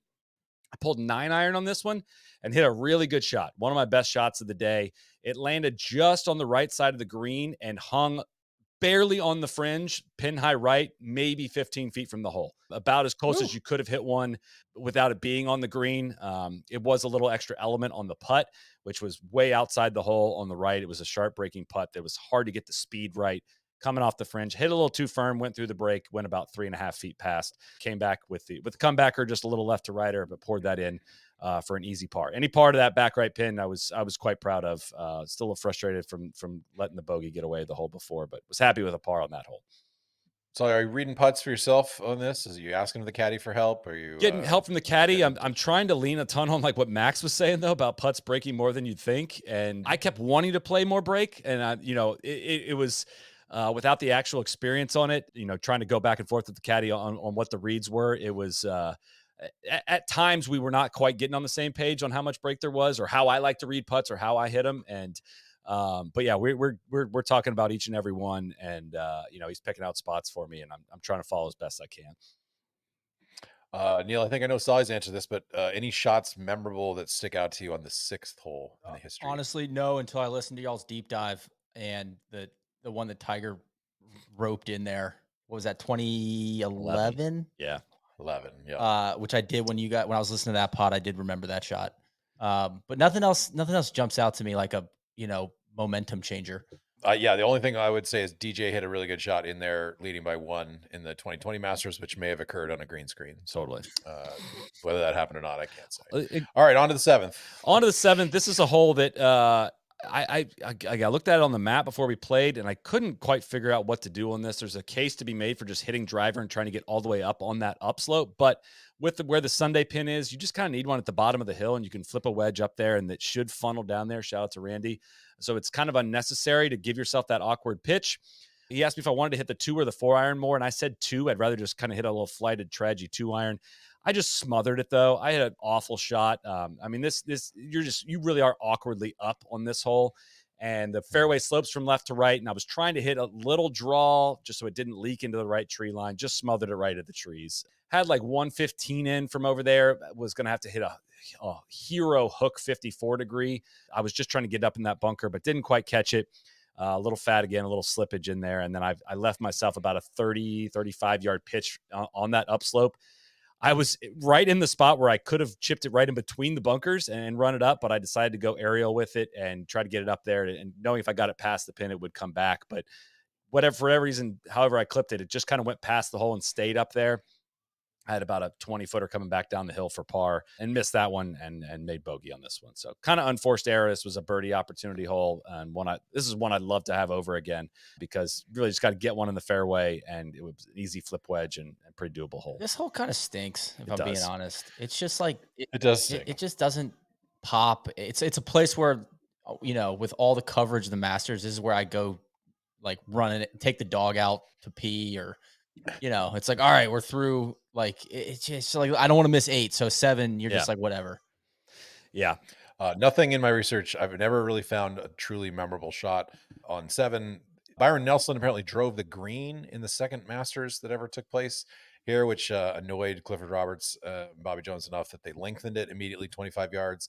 They added all the bunkers in, but this is one of the holes they've never quite gotten right. It's never really, for all the history, there's never really been unless somebody out there is listening can remember a truly momentous or infamous thing that happened on the 7th. I'd love to hear it. But as far as I can tell, I couldn't find it. Tiger, hold one out in 2009? I think the first year after the scandal, or 2010. Sorry, 2010. He hold one out on Sunday in the Sunday Red. I mean, he was not quite in contention. He ended up finishing 4th, I think, that year, but he kind of, threw the club up of like, oh, finally got one, because he was, I remember pissed that off one. at the world. Yeah. And I do remember this hole for like Sundays of like, man, if you're hitting the ball well and you hit this fairway on 7, like, oh, here we go, edge of the seat. Like, this is a good birdie opportunity. You can get one here. You can run, then you flip over to 8.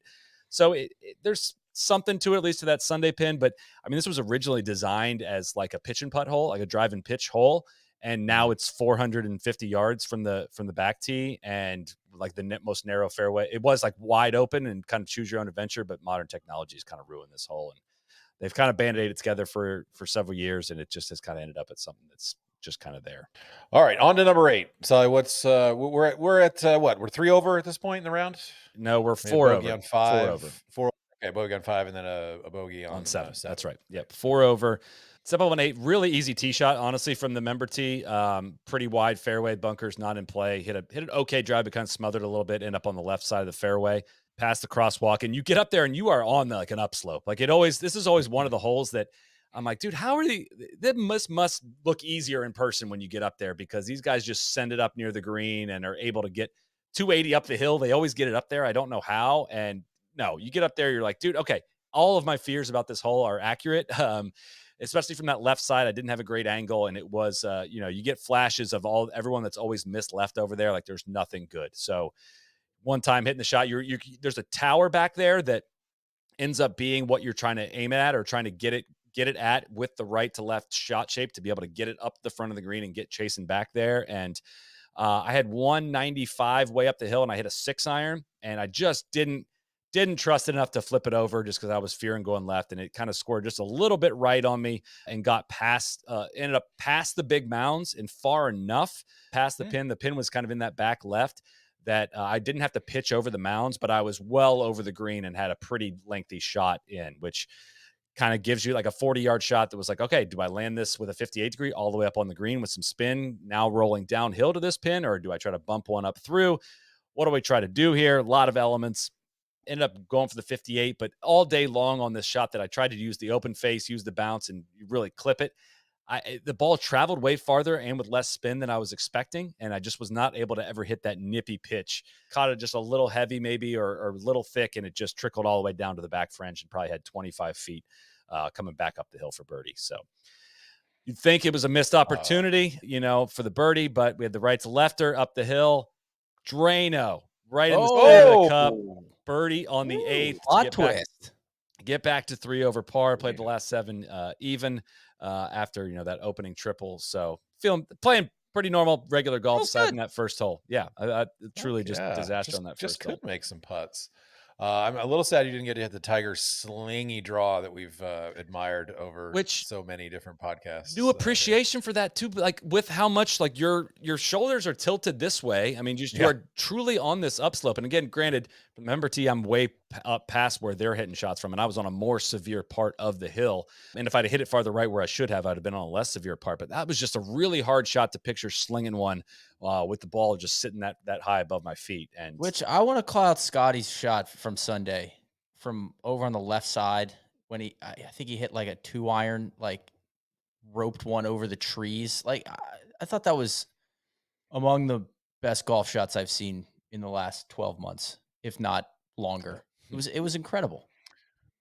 If you didn't listen to our deep dive about the various, like where we picked out 4 Masters, Tiger hit one of the most, was what we were talking about. Tiger hit one of the most awesome, like just absolutely ropey hooks, used the mounds, got it all the way back to the back left pin and made eagle there in a incredible, I think shot 30 Soly on the front 9 31. that year, 31. So go look that up if you've never seen it. One of the great shots in the Tiger canon.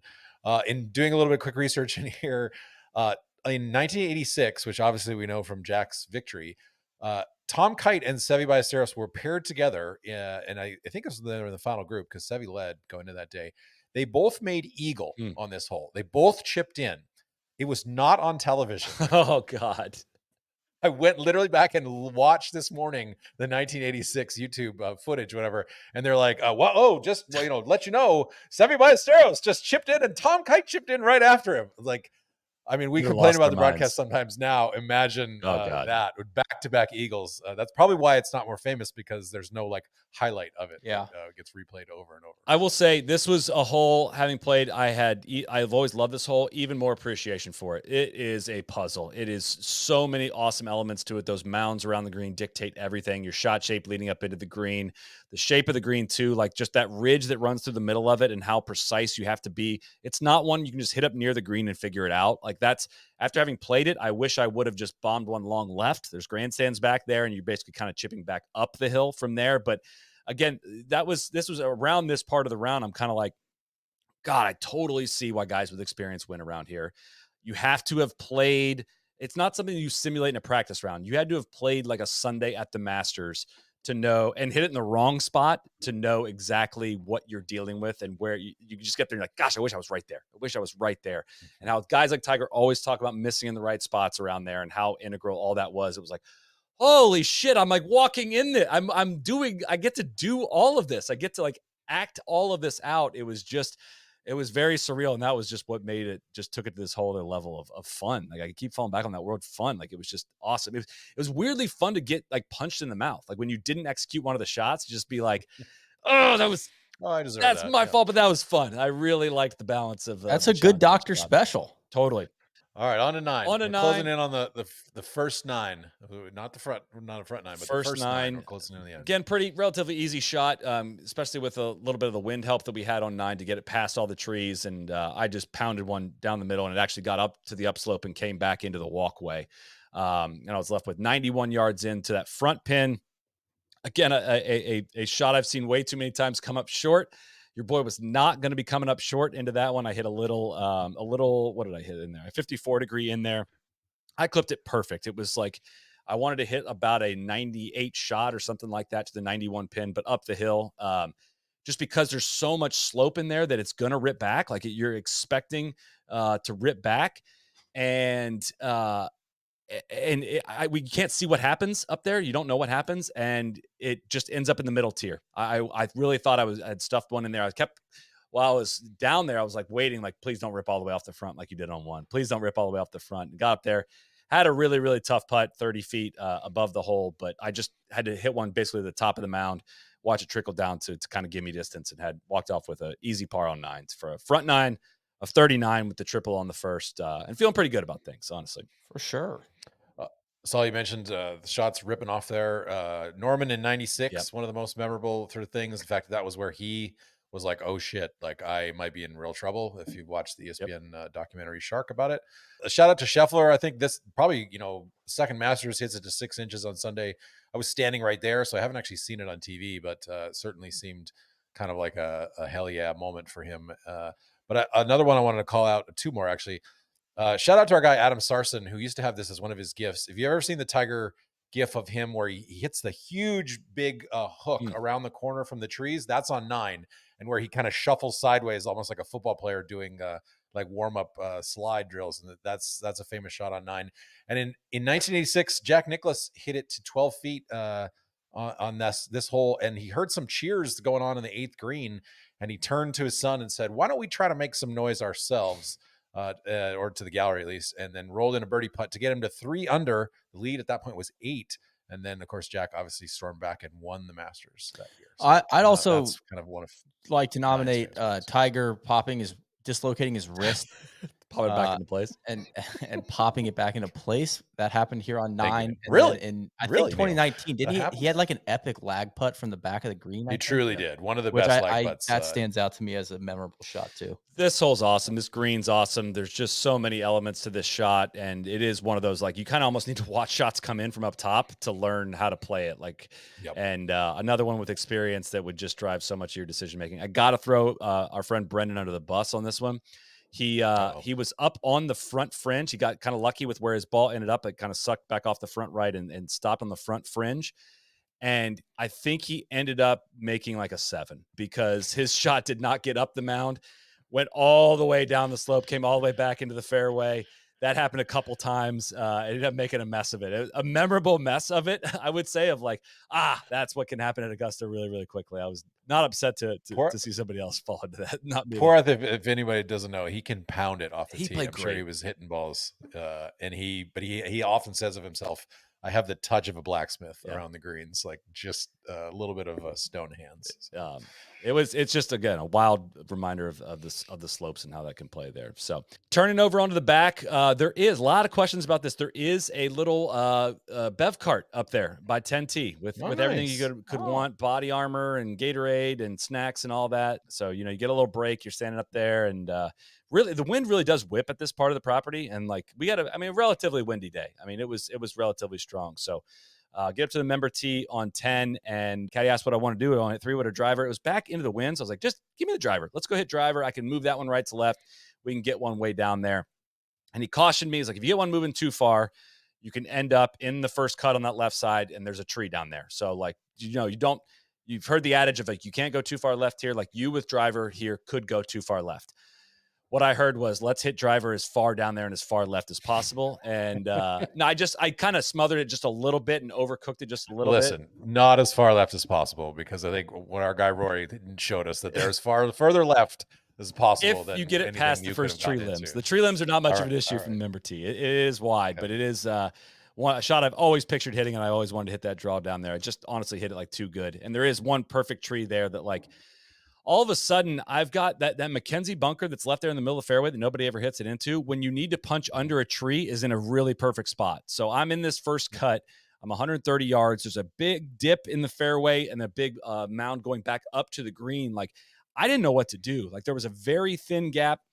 I could hit it over one of the branches in front of me and maybe under the next one, but like, I just couldn't picture a shot carving through there perfectly. So I grabbed like a 5-iron and tried to just punch one under the tree, and proceeded to hit one of the worst shots I will hit, hopefully, this year. I mean, it was like a smother top pull directly into the base of a tree, directly under a bush. I know that shot. Yeah, directly under a bush. Like, it was the most immediate. The ball wasn't even done rolling, and I was like, oh, that's an unplayable. And I had to take 2 club lengths from the unplayable spot, drop in the pine straw, now hitting 4 from left of this green. And I tried to carve in a 48 degree from under there, but the pin is front left, and I missed it in the front right bunker, which got an immediate from the caddy, like, oh, that was going to be tough from there. And at this point, things were moving a little quickly. But I'll say I got up there and just like kind of play a little out of turn because we were scrambling a little bit at this point, and just splashed this 58 degree out, like just over the mound, kind of right of the hole. And it took the slope and rolled and rolled and rolled and rolled and rolled and got all the way down there to 3 feet. I had a 3-foot tap in for a double bogey on 10. So again, started both nines in just horrific fashion. Played the first 2 holes of each side and combined 5 over, which was really frustrating. So I'm glad you didn't have the Scott Hoke putt from above the hole, Soly, which, as we reviewed, could have won the Masters. I hope you thought deeply about that.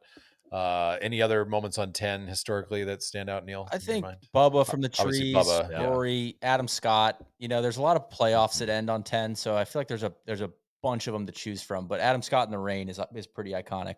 It's a diabolical green. Portland. When you stand on that green, man. It's smaller than you maybe think it would be. The slopes around that front edge are a lot more dramatic. It's a tough little hole, man. It's uncomfortable. I wish I could have come into it from the fairway and had that tee shot over with, but got a reminder of how difficult 10 can be. So Let's do 11. 11. Yes, this is one where the difference between the back tee, the tournament tee, and the members tee is massive. I mean, it is a 120-yard difference on the card. You almost you're like, oh yeah, it's 520 from the backs and 400 from the ups. I mean, you turn on, it's like almost a pitching wedge. To hit all the way I back feel like there. 11's gotten out of hand. It was Yeah. like I feel like during the tournament it was too hard that there wasn't really any strategy to it. The guys, it's just like, Yeah. I mean, I guess Scottie he hit the green and Max hit the green, and those were awesome golf shots. But it was just like nobody's even thinking about hitting like it. That's like a happy accident. They're all just trying to bail right, and it's almost playing like a par 5. And you know what, Neil? I'm glad you said this because so much, 99.9% of how we all view this golf course is through the lens of the players that play in the Masters, right? So the way the game has trended with technology, and I'm not going to do a full technology bit here, but it has caused Augusta to do some stuff that is not good for the golf course, but probably necessary for the highest level of competitive golf, narrowing stuff, making it lengthier, stretching things out, and just trying to keep some scale of the shot value involved in it. And I've not loved how that's trended for reasons that are not Augusta's fault, more of technology's fault, but that is what was also contributing to a somewhat died down anticipation or expectation of playing the golf course, right? It was just gosh, honestly, the hipster in me would say, I'd love to play the 1997 golf course. That would be the most fun. And the reality is, though, for a player of my level that is not a tour player, obviously not even close, is the challenges and all the things within it and the exploratory nature and the contouring plays really, really well, better than I was expecting it to. The scale is still a little off, I think, for just the distance I hit it. I'd love to play this hole at 460, and it'd be a really great hole deciding how much to take on around the corner, but that's just the reality. So stepped up on 11. It was into the wind. I hit probably the best tee shot I hit all day because I actually cut it around the corner a little bit. God, that's got to feel good. To answer KVV's questions earlier, this is the shot or the hole that I've pictured playing more than any other, which might sound weird, but I almost think about it more as the start to the next 5 bangers. Getting to that top of that fairway and having that shot in. It's let's get off to a good start here, man, because we got a lot of good ones coming up. Opening song on a great album. Yes, Neil? exactly. Flip the cassette and you're like, oh, let's go. I love, and that's why I was so disappointed with how it played this year in the tournament, because I love this hole and it just feels like they've tricked it up too much. And that's where, honestly, the layer upon layer upon layer upon layer of how many epic golf shots there are to hit on this course helps you with each one, because it's not like going to TPC Sawgrass where it's dude, what'd you do on 17? That's the one shot. I got so many questions since then of hey, what'd you do on this hole? What'd you do on this? There's just so many that you don't stand over shots and freak out about them because, hey, if I mess up 11, I get to play 12 and 13 next. And then you go to fit. There's just so many awesome shots that while you're in it, again, it's just I just keep saying it, but it was just you're floating. You're just in this, it's you're in a live painting or you're in a movie, as it's being filmed. You're just seeing it in a fourth dimension. That was just such a surreal feeling. So I got up there. I had 117 into this one, back into the wind. It's kind of a tough tweener for me. I tried to take a little off the pitching wedge, but didn't want to take on the left. Didn't want to hit that smother ball. Blocked it a little to the back right part of the green.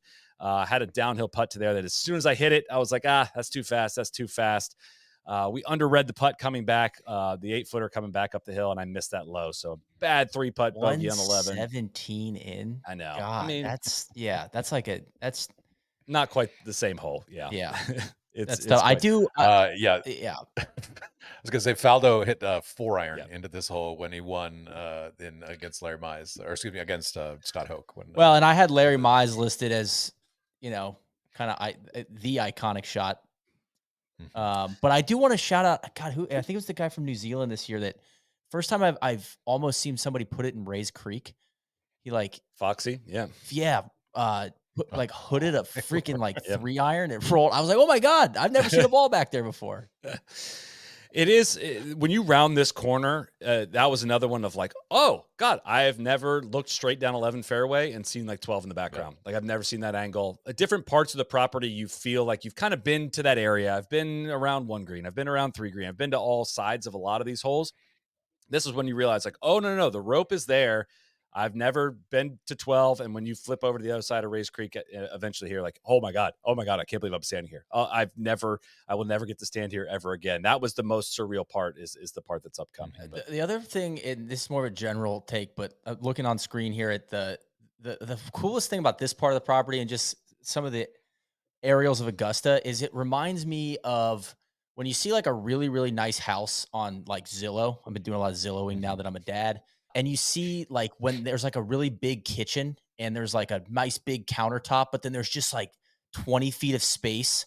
Like, like there's just this extra, like the way this tee box on 12 is just Yep. surrounded by like 30 yards of just dead, like grass that's almost pointless, but it just serves to like, it's like a style thing. I don't know if that take makes any sense, but it's so aesthetically pleasing to see how much space that things get. They're not cramped in any way, especially back here on Amen Corner.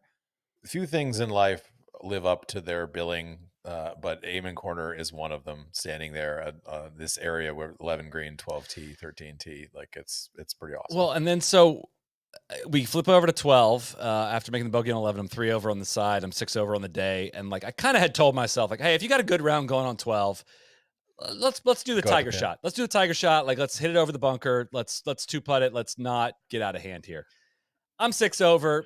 Probably the only shot I'm going to have into 12. And we get up there. It's a pretty long wait. Everyone's taking the pictures on the Hogan Bridge, and it's the longest wait we've had. And the wind is whipping at this point, and it's 149 yards.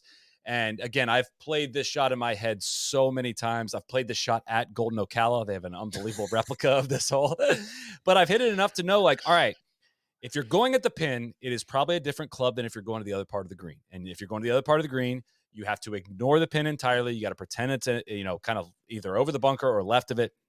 And it's probably 9-iron. And back into the wind, but 149 was like, dude, if I hit a hard 9 at that pin, the harder I hit it, the more it's going to balloon. And if I'm one smidge right of where I need to be, it's going in the water. And then like, you're going to make a big number on this hole. So I was like, I think it's 8-iron, but I'm going to go for it. I'm going to hit the shot. I'm going to choke it a little bit, but I'm going to hit it relatively hard. I'm going to hit it, and try to get it up in the air and try to get the spin on it. And I made it up in my head. I made it up in my mind. Like we're going to go for the shot. It's 8-iron, right? The wind's in our face. And I'm not going to say I got nervous over the shot, but like my senses just kind of went away by the time I stood over it. I wasn't nervous to hit the shot. I was really excited to hit it. I had a great picture for it, a great feel for it. It was like, let's step up and hit the shot on 12 at Augusta. It's time. And I don't know if I didn't feel it or if I blocked it out and just didn't notice it, but the wind was not the same. And I hit the shot. I look up and the ball is sailing 5 feet left of the pin. Couldn't have been better. Like if it was flying right at the pin, I'd have been nervous, but it's like, all right, that's not going in the water. Hell yeah, dude. You executed the shot. Like you hit the shot to the back right pin on 12 at Augusta. Let's watch it float. All right, where you at, wind? Where you? Oh my God, is there no wind right now? Is there absolutely no wind right now? And like, holy shit, maybe the one adage about Augusta is how much the wind swirls down in Amen Corner and how you don't know what it's doing on 12, and it's perplexed every player that's ever played it. And it's flying. I'm like, oh no, get down. And it was close. It landed on the back fringe and bounded into the back right bunker. So back right. Oof. Yeah, like it was on an aggressive line. Like it was a well executed shot, and you know what? Hell yeah! What way to go for it? I had I don't want to hear some of this like soft, like let's just play it safe. No, so come on. If you'll remember, Tiger hit it there was it 2020 and hit it into the water and made a 10. You get back there, you take your photos, like it's just surreal. It's a group photo on the Hogan Bridge. That walk up was incredible. And then you do cross over and you're like, oh God, I've never been over here before. I've never experienced this. Wow, it's a thin green. Wow, it is like walking into a painting, into a dream. And you just look at this shot, it's a little on the downslope, and it's like, oh my God, there's no alternative here. Like this is either I don't even it didn't really even enter my mind that like you could pull off a miracle shot here. It's like, this has to go in the water. Like, I don't know how you stop this shot with it as firm as it is. I dug into that bunker, opened up the face of a 58 degree. I pulled back on I remember watching Madeline Sagstrom hit this shot at the Solheim Cup in 2021 at Inverness. And I couldn't believe how open you could, it looked like she had the hosel addressed at the ball, and she hit the sickest little bunker shot. And it was like, that taught me hey, you can open the face up, in a really dire situation. thinking about keeping my weight for it. All the lessons that Huber gave me about bunker shots, about the club head pass in the hand. Tony Finau, his lesson about rocking the baby on the way back. Just held this thing open as aggressively as I could. And I hit the bunker shot of my life. It was the perfect smack. It was like the oohs and ahs from the caddies of like everyone was expecting this ball to go in the water. Landed in the hollow just like it did on 2, like not quite on the green, trickled onto the green and rolled up to 3 feet. And Sick. I could have sprinted across Rays Creek to get it back on the other side. It was one of the most thrilling golf shots I'll ever hit in my entire life. It was better than stuffing the shot from the tee. It was just like, holy crap, got up there. Had seen that putt so many times over the years. I've watched guys miss this putt low too often. Played the putt outside the hole from 3 feet and poured it in the center. Got up and down from the back bunker on 12. It was hell yeah, highlight of the day. I'll hear that sound of that bunker shot. It's the one a lot of the questions of what's the one shot you'll remember. That's the one. That was. I still can't believe that ball came out the way it did and it landed the way it did and it stopped the way it did. And I'll have that one forever because it was going to be 6 or more. Like couple groups waiting back on the tee. I was going to have to go the other side of Rays Creek to play it. Like it was going to be embarrassing if that ball went in the water. And luckily we cleared that hurdle. So hell yeah.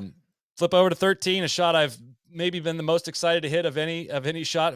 You could probably say that about 4 or 5 of these, but the up tee is really far up. It's 465. It is right next to the green on 12, and stepped up and hit a 3-wood and hit the shot I've pictured hitting for so many years.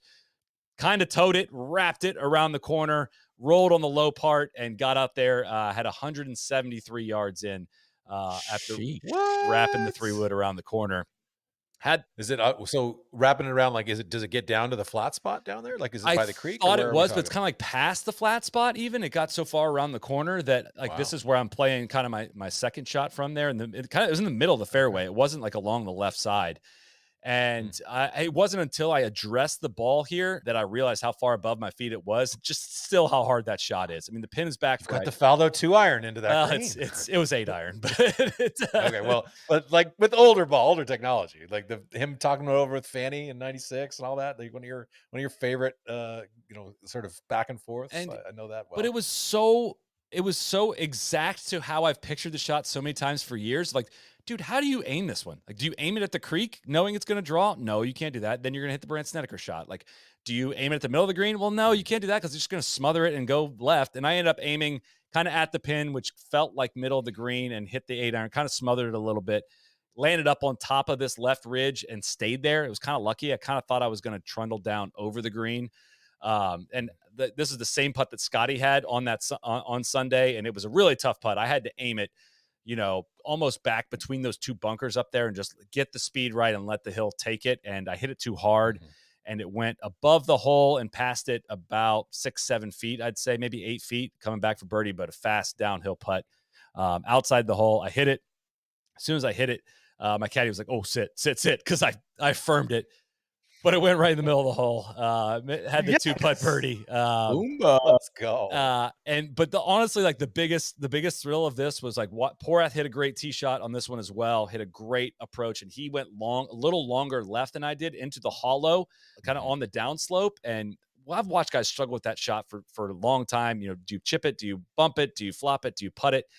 And he pulled out a putter on this one and whacked it and hit a great, awesome putt up over the ridge, got up there to maybe 5 feet, and he poured in the birdie as well. Like he's, I don't know what Porath's handicap is. I think he shot somewhere in the 90s or something on this day, but he birdied 13, and we didn't want to do a full Ryder Cup celebration of like Spieth and Reed, but we kind of chest bumped each other and like gave a little awkward high five, like held hands, like walking off the green of like, holy shit, did we just birdie the 13th hole at Augusta? Like, set for life on memory for that one. I mean, it's it got to be the easiest hole from the member tee, I think, out there, but it doesn't matter. That's a shot I've been wanting to play my whole life, and to have it go that way was just awesome. It was great memory. The rest of our WhatsApp group never got that far in our dreams. So way to live for us. All right, 14. 14, one again that like I was kind of hurt by watching too much of the Masters, and I know what a good line is off this tee, and I know what a bad one is. Did not appreciate for how far up we were that I needed to really wrap one around the corner. Hit a great tee ball, but it ran through the slope of the fairway, took it down the right, went down in the pine straw. Got kind of a lucky break that I had a little window down there. Had 104 yards in. Sounds like Rahm in 2023. Yeah, you got the Rahm shot. Well, but it like went past the initial tree line and like way down, ran down the pine straw, and was, again, kind of had a little lucky window up there. And Caddy gave me great advice, like miss this left. I didn't listen. Missed it a little bit right onto the fringe. Had an awkward little putt. We ended up putting this one, but it was kind of up the hill. And it was going to rip a lot off the fringe, but kind of an inconsequential, just 25 footer from the fringe, and rolled it up there and had a 2-putt birdie. I could have got close from that angle if I'd have hit the shot that he was requesting, but it just kind of scored a little bit right bogey. 2-putt par. It was par. Oh, 2-putt par. 2-putt par. Yeah, I got it there in 2, and then 2-putt par on that one. So, Neil, you mentioned the Rahm thing. Other sort of famous moments. Phil Mickelson having back-to-back eagles in 2010. He eagled 13 and then eagled 14 on this hole. That it really took the ridge there where it sort of rides down from the left to that right pin. So. Cool hole, cool green. A lot of really cool hole locations, and we got to play this. The Sunday pin on this one was just a total thrill to play. So 15, again, an up tee, but like this one again matched the, like, man, that looks kind of narrow there. Like this tee shot looks really narrow for the pros, and staying on that hole, I needed to hit a ball that was going to move a little left to right to like hold it in that gap. And it was a tough tee shot. This was one that maybe, again, said this on, I think I've already said this twice, but maybe the shot I wanted to hit the most at Augusta was the one from atop that hill coming into it. And I just smothered one, just not a snap hook, but like it just was moving left. And as soon as it was moving left, like this fairway slopes that way, and it was going to go into those trees, and I was toast. So I knew I wasn't going to get the shot from the top of the hill. But honestly, like the hole I think back on the most is like everything that happened from this point forward. Like if I could encapsulate like unlocking Augusta and what made it so fun and what made it such a thrill was like, all right, well, here's where I am in these trees. Here's what I got to figure out for this layup. Here's where the pin is. I watch guys really struggle with this pin. It's on a ridge. And like, if I lay up down the right, I got more room to come in from the right front of this green. And that, I don't have to worry about the ridge left of it, but I'm more of a downslope over there. And I've watched that shot. I remember this guy chunking in the water. I've watched this guy go long. So I end up hitting it to the Francesco Molinari spot. I hit like a little punch 7-iron down there and hit an awesome shot, got all the way to the flat part. And even from there, I'm almost hitting up the hill a little bit to this pin, like, and from straight on. And so I've got 86 yards and I'm in a great spot. And I kept watching guys hit this shot. I watched Sam Burns. I think it was Sam Burns, rip one into this green and rip it all the way back off into the water. And so like I'm coming into this shot 86 yards and 83 yards. And I'm like, okay, if I hit the shot I hit on one, this might rip all the way back off into the water. If I don't, then I might be going over the green and having the impossible up and down that all the best players in the world couldn't make yesterday. So a perfect balance of like, hey, if you execute a great shot here, you're going to have like a tap-in birdie probably. There's a little ridge behind this hole. You can spin it off the back slope. And as long as you control your spin and hit the right shot here, you've got this. And hit the shot, and I thought I hit a perfect 58 degree, and it lands just past the hole, takes the skid, but does exactly what I watched a bunch of guys do, and it just holds up in that fringe. It did not rip back off that fringe. And nobody made that putt all week. And it was just far enough that it was like, dude, it's so delicate from past there. I can't flop this onto the green, so I got to putt this, and it's one of those, I needed to roll one revolution onto the green, and it's going to end up next to the hole. Hit it, and it just got caught up in the hairy part of the fringe, and it stopped on the fringe. And so now I'm still above the hole putting for 5 when I was like a revolution or two away from it ripping back and probably being a relatively short birdie putt. And I've got the putt. It was an easy putt from that next one. I just lagged it up close to the hole and made bogey on 15. So felt like I executed and unlocked it, but I just was a little off. And it was just all that exacting nature of how the fringe cuts into the green, how that's going to affect the shot, the stuff that I don't think I had full appreciation for until you go do it. But I think back of the shot I want over again, I want to hit that one again, because it was just an awesome, super engaging 83-yard shot, which you can't say that about every 83-yard shot. So I'm sorry you didn't get the Sergio chance to hit 8-iron in there to kiss it off the pin, or Norman falling to his knees in '96 when he lipped out the eagle putt that essentially let him know the Masters was over. Or the Tiger 5-iron twirl from the top of the hill in 2011. That was that would have been ideal. and Yeah, I got this question too. I forget who asked this from the refuge, but did you drop balls and hit shots from anywhere on there? And honestly, I didn't.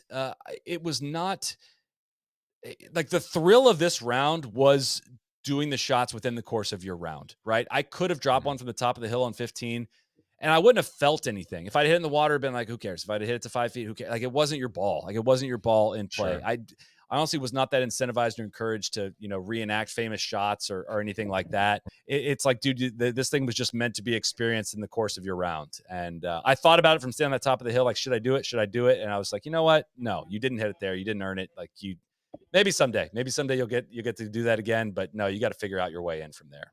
All right, the famous 16th. We're coming to the last stretch here. We don't even need much advice from the caddy. We know what to do here. We know where this pin is. I will say from the tee, it looks either the pin was farther left this year or that thing is more tucked than it looks like on TV because it just looked like a harder one to get to. That bunker looked like it was more in play. Water looked like it was more in play.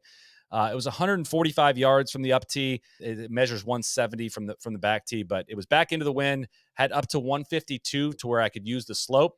Hit a 9-iron, hit it right at the TV tower. Felt pretty perfect. I said sit to it, and I should have said go because it needed to get a little deeper. Hits the mound there and funnels down, but it was about 20 feet under the hole and didn't get to whip around the slope. Didn't have the right shape to get in there and get tight. It was not quite the way I wanted to hit it, but hit the 9-iron to there and had the putt we've seen many times over the years.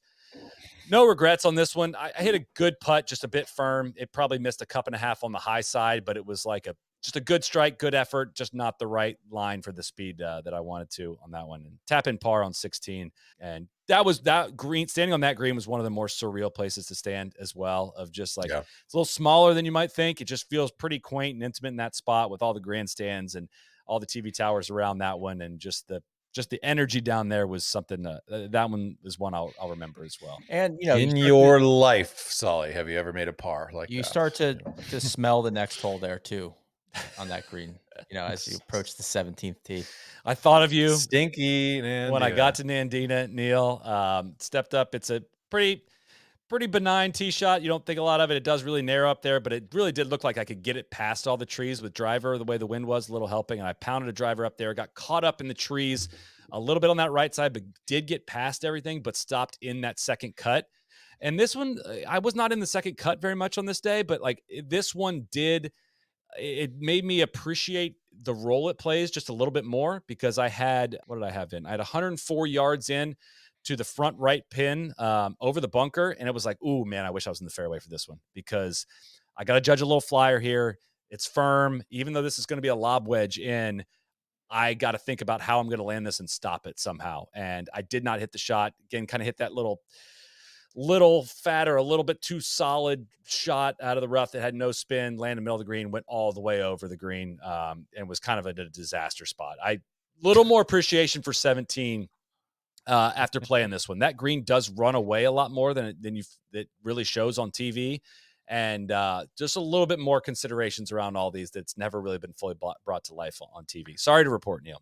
Listen, I have no issue. The architecture of the hole, I'm here for all that. It looks better in person. It's more severe, all that. I just don't like where it falls in the round. I feel like it's a very anticlimactic hole, and it's a letdown a lot of times towards the end of the Masters for me. It's a better version of 7. That's fair. And I have a problem with both holes, so that makes sense to me. Yeah. Again, hit the same chip that I struggled with the whole day of not being able to clip the 58. It runs all the way off the false front that I was desperately trying to avoid with my second shot. So now I'm chipping 4 from the front right, but did clip a nice 58 up there to maybe 3 feet and rolled in the bogey to head to the last. Now I'm 7 over on the day, and I need to par the last to break 80, which I had not thought about at all until I'm there. I'm like, come on, you got to break 80. Like, I know you didn't care about your score, but you got to break 80. The up tee is way up, and the caddy was like, you're going to need, with driver, you're going to need to fade this a lot. Like, you're going to need to really get one moving right. But with how far you can hit it, you can kind of get it past all the trees. And I hit a big fade, and he was exactly right. I did get past all the trees and ended up in this weird kind of gap. There's one isolated tree that you can kind of see up there on the right side that I hit it in the fairway between the trees that line the right part and that one tree. So it was in a really great spot. I think I had 98 yards in to the front left pin from over there. Hit a 58 degree, threw it up in the air. Little left of where I wanted, and it's flying. It's risky. It's risky. It's risky, and it bounces on the front left fringe and kicks down towards the hole. We can't see it, but all the caddies were loving it and said that's going to be really good. Got up there as 4 feet away from the hole, just short of it, almost in the tiger spot where he made the putt in 1997. And I've now got a 4-footer to birdie the 18th at Augusta and walk off. And God, I don't want to throw my guy under the bus. I don't want to throw my guy under the bus on this one, but I've seen this putt a ton of times. Like Tiger had to play it outside the hole, and I'm a little left of where Tiger's was, but it's an outside. The putt breaks right. I could not have been more convinced it breaks right, and I was convinced that it was going to be dead. He's like, "Don't mess with it. It's 4 feet. Like, just play it straight. Play it straight." And it's like, I can get on board with that. Like, I don't want to invent the break here. It's a short enough putt that like let's just jam it into the back. Hit a dead straight putt, and it veered off to the right and lipped out on the low side on the right. So missed my 79. 79. Missed it was a sour taste to leave in my mouth to miss that shorty on the 18th hole. And I did miss like 3 putts low on the right side on the left to righters that I just wish I'd have just hit with a little more oomph and kept in and trusted the break on. But shot 79. Kenny Perry situation there. Yeah, a little bit. Missed putt on 18 to miss the playoff. I hate that for you. Yeah. I don't know if 79 or 78 would have got me into too many playoffs. So not a score I'm proud of. I did play the first and 10th holes 5 over par, the rest of it 2 over par, a bunch of sloppy 3 putts and missed easy par opportunities. But man, it was we did the walk up to 18. I took my hat off, did the wave to the crowd, like did you have to do it. You have to do it when you're walking up 18. And kind of sun's starting to set a little bit on the day, and you're just wasn't his day, but he'll be back. Maybe it wasn't his time. Maybe not. We did just kind of float in from there. It was exhausting. It was a hot day. It was you got to wear pants out there. It was 85 degrees, and it just a lot of emotional energy spent, in that whole experience. And it was really added to by getting to play with Brendan and just like experience that with a friend, and just to watch him get excited and Brett and Jay that we play with Jordan we play with we're really excited about the day in general. Everyone just had huge smiles on their face the whole time. Caddies were taking pictures. They knew how special the day was for everyone, and it was surreal. It exceeded the hype, I would say, and helped by the fact again that it kind of just snuck up on me how cool it would be. Being so busy leading up into it and kind of distracted leading up into it definitely helped. But I just don't think I'll ever, no matter what, I won't get a chance to ever play Augusta for the first time again. And that's truly like, there's nothing else on a bucket list. I've not played every top golf course I want to play in the world, but there's nothing else that is going to compare to that. Like there's 0.0% chance there's ever enough context around any other golf course in the world that would have added so much to the experience. And I'm just forever grateful and thankful that I got the chance to do it. And it was a true dream come true. It was honestly a little bit of emotional experience. That's fantastic. I have one final question for you, and then I'll kick it back to KVV. Give me one thing that you noticed out there, being able to walk, inside the ropes among giants, whatever you want to say. Like, did you notice any like, oh my God, there's a bird feeder back here on 13T, or something on the periphery of the course that you could only see if you were a competitor? And maybe there isn't, but I'm just curious if something stuck out to you. Not necessarily. You almost notice that more when you're like walking the grounds, outside the ropes. But it was like, I was stunned how much it flipped over from the Masters to like, felt like a members course in overnight. Like it was, the benches are back out by the tee, and it just felt like an incredible place to go hang and play golf and enjoy other people's company. Like it was, other than the scoreboards, like you just would not have been able to tell that the Masters was just there. Like it was eerily quiet, and it was weirdly felt just like a normal day out there. I've never experienced a normal day out there. I've never been there outside of the Masters, but it felt rather routine relatively quickly in terms of how quick they're able to turn it back into a members course. The benches were really cool. They have wooden benches that are out there waiting at all the members tees we enjoyed some nice leisurely sits from time to time. Well, so last question. What was the pace you're trying to hit, and did you hit it? Because it seems like that was important. I mean, you're just trying to keep up with the group in front of you, right? I mean, they Okay. have a lot of media people that are out there playing, TV people out there playing, and you just don't want to be the group that is slowing things down. So no concept of time. I don't remember what it was when we got back in the car. You obviously don't have your phone on you. It's wild how like you how much of our lives are based around screens and how you walk onto that ground. And I never looked at one screen the whole time that I was on the actual green grass of Augusta. Like back in the press center, there were those, but on the golf course, no jumbotrons, no phones, no television screens, no nothing, like nothing at all. And so you're just like, it's just a raw, just in-person experience. Like you're not tempted to ever look at your phone because it's not there. And that part really did stick out to me on that. All right, so you're leaving the property. You get back to go one more time down Magnolia Lane. What's on the stereo for your send off here? When Tiger Woods won the 1997 Masters tournament, he and his friends loaded up into their car. Probably a bunch of Arby's wrappers on the ground of the car as they went there after every round that week, and they played the Quad City DJs hit song "Come On and Ride It." (parentheses the train). I had to do it. I told Brendan, I was like, "I'm sorry, I got to do this," and blasted it. Probably getting louder than I probably should have, but went back down Magnolia Lane playing "Come On Ride the Train." To Headed off. play us out. Headed off the grounds, back out to Washington Road, and back to the rest of everyday life. And I don't know if it'll ever be the same after that, but it was just if I never get to play it again, I don't, I don't want to say I'm fine with that, other than to say like it was such a tremendous experience that I feel extremely, I don't want to say accomplished by it, but it feels uh, it enriched my soul, enriched my golf soul. It was a just a tremendous life experience, and I'm extremely thankful that I got to do it and enjoyed it as much as I did. Because I've had rounds at really great golf courses that just have not hit my soul and haven't, then you end up walking off of them and feeling like, well, why am I not feeling as high as I should right now? And this was just opposite end of the spectrum. And again, maybe that should have been way more obvious to me way earlier than it was, but it was a true thrill, and I'm very excited. I'm very excited that somebody got to listen to me talk about it for 2 hours as well. No, it's good stuff. I was curious. I'm glad I waited to get the full breakdown. Solid, proud of you.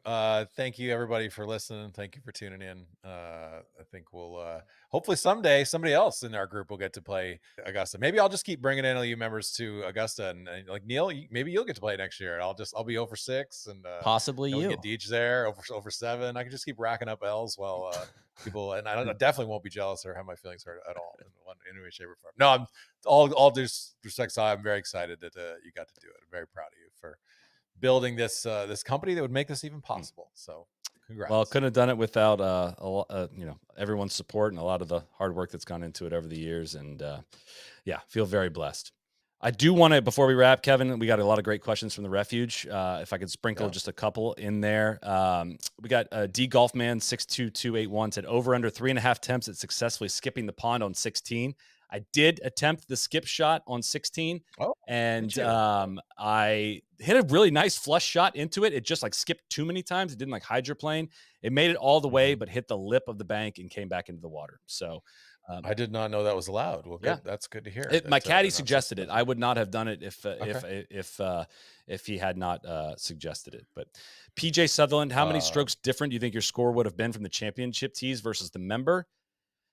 I'd say probably 6 shots worse. I mean, I probably played about an 85 round from championship tees. I don't think it would have been much worse at like 6,900. I don't think I gained a ton of advantage from the tees, other than a couple of the par 5s where 8 irons into them are very different than hitting 5 irons into them. But I was gonna say, any hole you have a better appreciation for now that you played it. I think it's T Chap 80 is asking that. That'd be 15 of watching those guys drop that shot from the top of the hill again. It always amazes me when I see that green, and even more now and watching how firm it was. Like, and just the different obstacles you got to avoid on that one. It's a tightrope. Like, it really is a tightrope, and they've made that hole look really easy over the years, and it did not feel easy at all. But it's again, all those like fringes that just kind of encroach on the green a little bit and just drive so much of your decision making was something I'll always remember and appreciate just a little bit more. And why you see guys with great short games usually do well on this golf course. But yeah, just last few questions here. Like, any tournament tees that you looked back at and were like, oh my god, like that shows you like just how ridiculous it is. Some of the lengthening of the course that has had to be undergo with technology. Yep.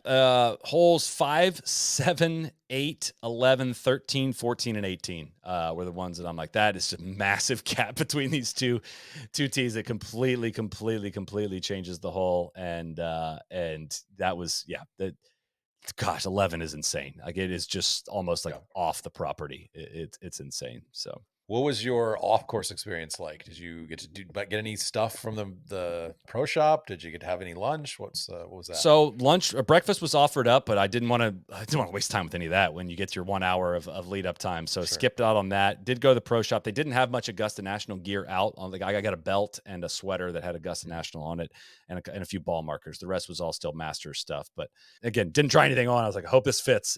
Thankfully, it did end up fitting when I got home. But did a brief bit of shopping. But again, that was going to eat up into my range and practice time also. So. K-Fish, did you travel with your clubs in case you were selected, or did you have to play with a set from Lost and Found? I did. I had a wedding in DC the week before. I lugged my clubs all the way to DC, then lugged them to Augusta just in case I hit the 10% chance that I would hit the lottery, and it happened to have hit. So glad I did that. Almost lost my clubs coming back from Scotland, so I was lucky that they made it back in time. So.